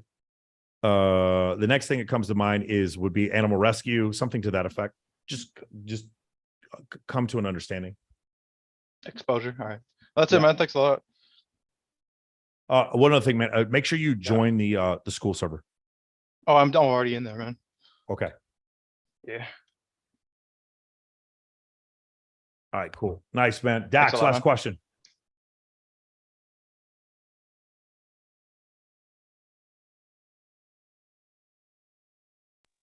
All right. So this is kind of something, I'm pretty sure quite a few people are wondering this. You were talking about, you know, being entrepreneurial, you know, just gritting your teeth for a while. You know, you talked to the one other person and you said, you know, hey man, it's about having a plan. Do you personally think, yourself having been a college graduate, do you think there are certain doors that are only open to people who have done and completed higher education that status can't make up for. Yeah, I or mean, that's obvious. Yeah, getting a CPA, lawyer, doctor, U.S. military officer. Yes. Yeah, if you have a vocation like that, then the answer is unequivocally yes. Okay, but what about yeah? Let's say like no, we don't care if you are a high school dropout and you're really good at sales. We don't give a fuck at MOA. Yes, of course. Both answers are true. I know what you're trying to ask, Dax, but the answer is both. Okay, you know what I'm saying? Like having a degree is better. Like again, I want to play center in the NBA. Can I play center in the NBA at 6'6", or should I be 7 feet tall? Oh, you know what the answer is. It's probably better to be 7 feet tall, but you can still play at 6'6". Like it just, you do have an advantage. I mean, are there doors that are open for you? Yes. The real answer is, are there any doors that are closed for you if you have a bachelor's? And the answer is no. And the other answer is, can you get a bachelor's real fucking cheap right now? And the answer is yes. So I'm not like Grant Cardone. Of course, he's a lot richer than me, so I'm not one to talk, but I'm not like Grant Cardone telling all these guys, don't go to college. College is a scam. I'm not going to tell you college is a scam. College is great. But what you don't want to do is like pay a bunch of money to get a law degree from a subpar college and then never get placed at a law firm. That's what you don't want to do, and then have all this debt to pay off. Okay, so something, say for example, there's a middle ground. There's a middle ground. Something more universal, like a MBA. Maybe that would be like so. For example, someone's doing no. Amazon. I mean, no. I don't. No. I thought about getting an MBA. It doesn't help you. Like no one just wants to hire you because you have an MBA. There's a few places where it's like a requirement, but like, is that what you're looking for? I don't think it is. No, it was more of just a theoretical hypothetical. It's like, some people are entrepreneurial. They want to start their e-com or Amazon FBA. But I was thinking, is there something to a degree in the modern age that there's just something, a je ne sais quoi, as they would say, that even if you're an entrepreneur or something. Dax, the answer is both. Okay. The answer is you can, like, again, Elon Musk has a bachelor's and a master's. He does not have his PhD. And Bill Gates dropped out of college. Both are true. Both can be true. Okay. You're asking for a simplified answer to a question there is no simplified answer for. I am very grateful that I joined the military because it allowed me, that I went to college because it allowed me to join the military as an officer. That's it. I don't use my business degree hardly at all. And I don't use my astrophysics degree for anything other than to debate flat earthers. So enough. both things are true. Both things are true, dude. Okay? Okay. I understand. Beautiful. Last two questions. We're going to do Blake and then Billy, and we're done. Blake, unmute yourself.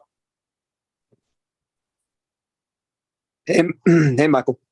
How you doing? Good. I appreciate the last question that you answered for the last call. This one is more social media related. And I would say my main question is transparency and authenticity versus what you've said. Social media is fake. And I agree 100%. Social media is fake. And the reason why I'm asking this is one of my buddies went to Cody Alford's, one of his, he's like a MARSOC guy. He has done a lot of therapy, a lot of really good stuff. And he says, and he talks about the authenticity versus transparency being kind of like a great way to approach social media. And this also relates to like sharing losses, sharing things you're struggling with, basically vulnerability Totally fine with that. and all that. Absolutely. It's still fake. What's the guy's IG? Cody Alford.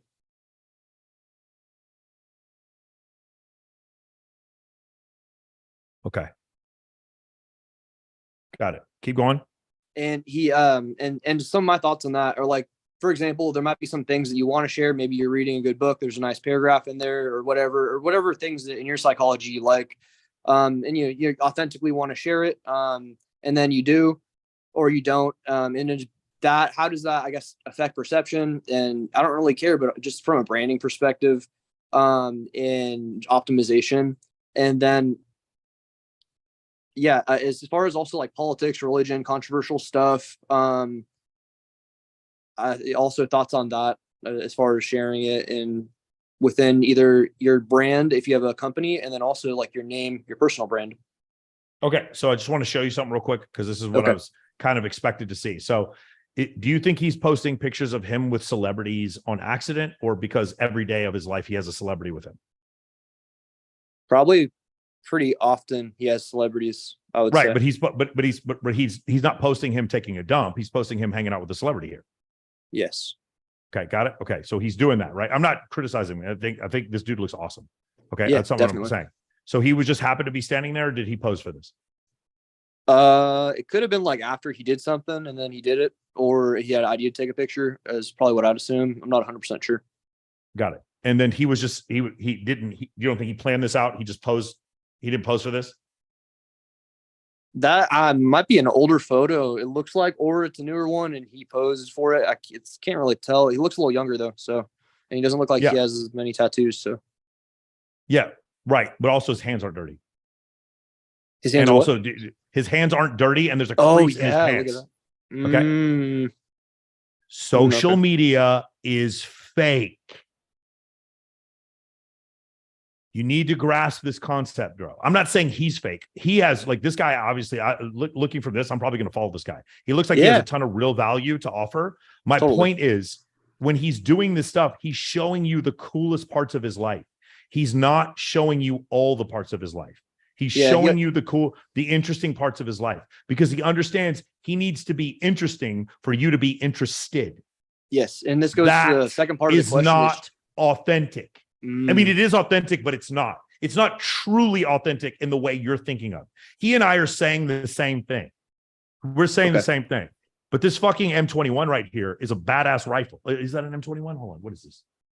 Yeah, and so, but if you look at the text, you know, he talks about being vulnerable, struggling with stuff, TBI. No, again, but he's doing that because I'm not saying he's doing it to make money, but he's doing it because this is something that someone told him to do to help him with his online thing. But it's also still interesting. Yes, definitely. Yeah, because he's interesting. You're interested. So because social media is fake.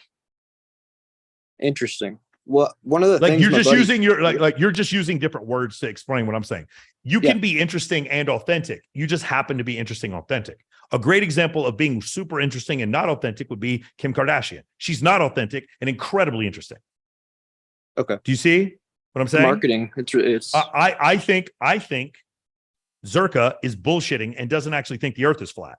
And he's doing it and he's making a ton of money. I also think that when fucking Grant Cardone says you need to be just, come from the heart and be super authentic, I think he had periods of his life where he wasn't authentic and he grew incredibly huge.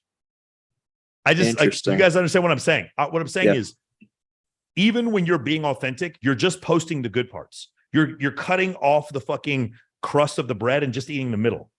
Like nobody is fully authentic on social media. It's not possible. It's just looking more 24 hours. Basically, doing a better job.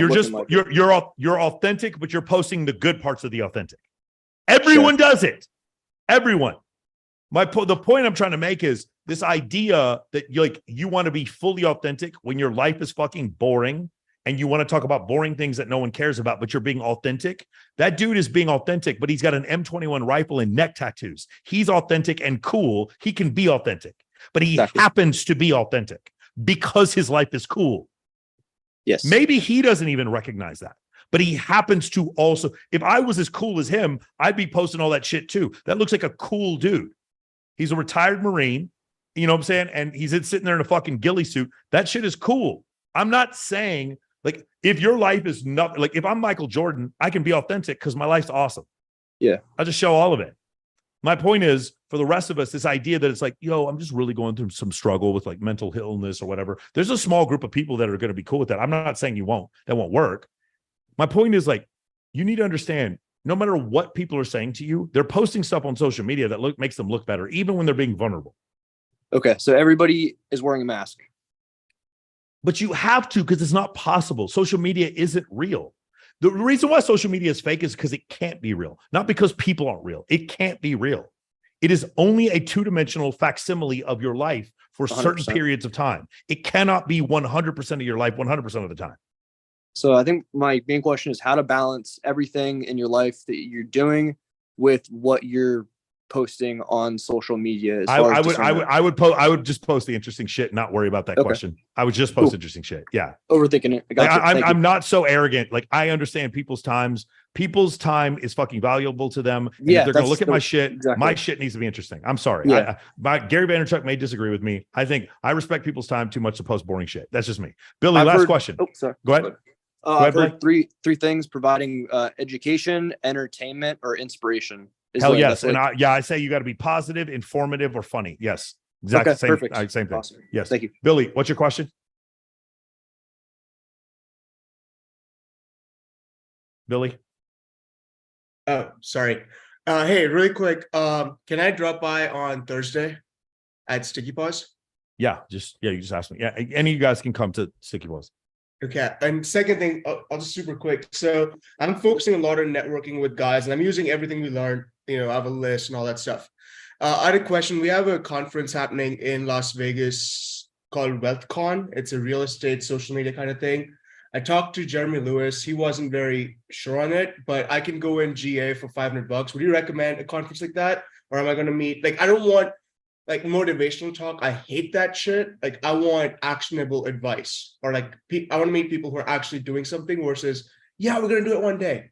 Yeah, it's impossible for me to answer that question because I don't know anything about WealthCon. I will tell you that if you are willing to like listen to enough people and ask the right questions, I could get $500 out of that. I know I could.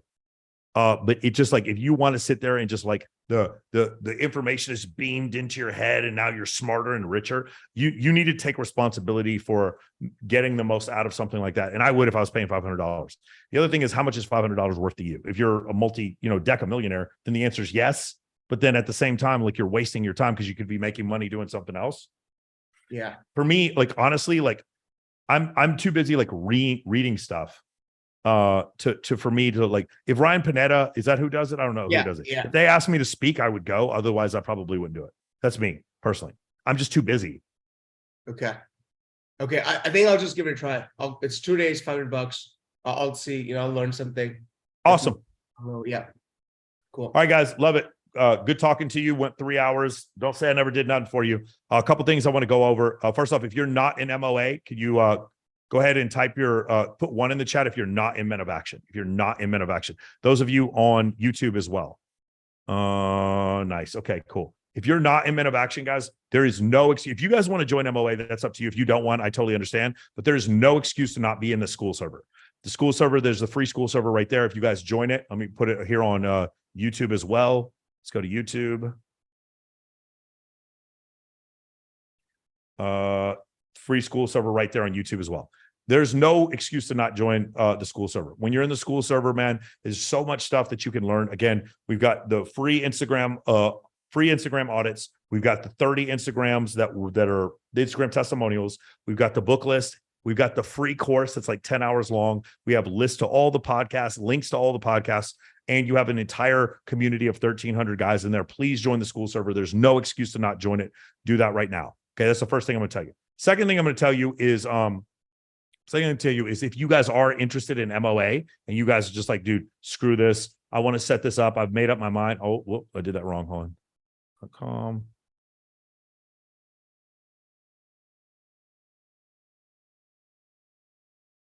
If you guys are interested in just like going and joining MOA, just go ahead and just go to MOAmentoring.com, and then you can set up a call right now. Try it one more time, guys. Is our server? There we go. There it is. If you guys are interested and just want to go actually, there's some guys with affiliate codes in here. You guys are more than, there it is. Eric Sandoval. You guys are more than welcome to use these affiliate codes if you want to use them too. Get your homeboy paid. You guys are welcome to do that as well. So make sure you guys either join the school server so that we can keep you informed on everything that's going on. Like I said before, number one, Wednesday will be the interview with Daddy Issues, Violetta Benson. Thursday is going to be Adam Lyons and Zerka on Access Vegas. Okay. Then the following Tuesday is going to be the Teatro party. The following Thursday after that, which is going to be the 13th, is going to be another Access Vegas, I believe, with Mike Rashid. We're not positive about that yet. And then on the 25th is going to be me on whatever podcast. The 26th is going to be Swimsuit USA's Los Angeles preliminary. The 27th is going to be Babes in Toyland. And the 28th is going to be the second round of the the Girls of Summer Bikini Competition. You're not going to know about any of that unless you join the school server. All of that's in the school server. Okay. So make sure you guys join that. Hopefully I get to talk to you guys. For those of you who are in Men of Action, no Tuesday call tomorrow. Have a happy 4th of July. We're going to move the Tuesday call to Wednesday. So instead of doing the Tuesday call on the 4th, we're going to do it on the 5th. And then hopefully I'll see a bunch of you guys there. And then for those of you in the alumni group, we're going to still do the Thursday call as normal. That whole thing should go fine. Also, remember, guys, there's going to be Babes in Toyland October 15th for we're going to do it for breast cancer awareness in Los Angeles. And one other thing, if you guys want to come with me to this, you're welcome to. October 20th and 21st, I'm going to the Flat Earth Convention here in Los Angeles. Or Las Vegas. If you guys want to come with me to the Flat Earth Convention, let me know. I just got invited today. I'm going to probably go up there and get fucking batteries and banana peels thrown at me. But I'm going to be doing that also, during those days. Another few other things. On the 3rd, the 3rd was today. I interviewed Rich Sheffrin. On the 10th, which is in a week from today, I'm going to be doing a Flat Earth debate with John Zerka. I'm not going to live stream that. And the only reason I'm not going to live stream it is because John has a propensity to say crazy shit. And I'm afraid of losing my fucking channel. So I'm probably not going to live stream unless he promises me that we avoid certain words. I'm not going to do that. But I am going to have that stream. I'm going to give him the full copy. And if he wants to post the whole thing where he shouts out crazy shit, that's on him. On my channel, though, I am going to edit out the words he says if he says crazy stuff. That's the only thing I'm going to tell you. And what else? Yeah, so that's going to be in the next couple weeks. That's all the stuff that's going on. And like I said before, all of it is going to be on the school server. So I hope to see you guys there. Like, one last thing, man, I just want to leave you guys with this. There's no one in the world who's doing what we do.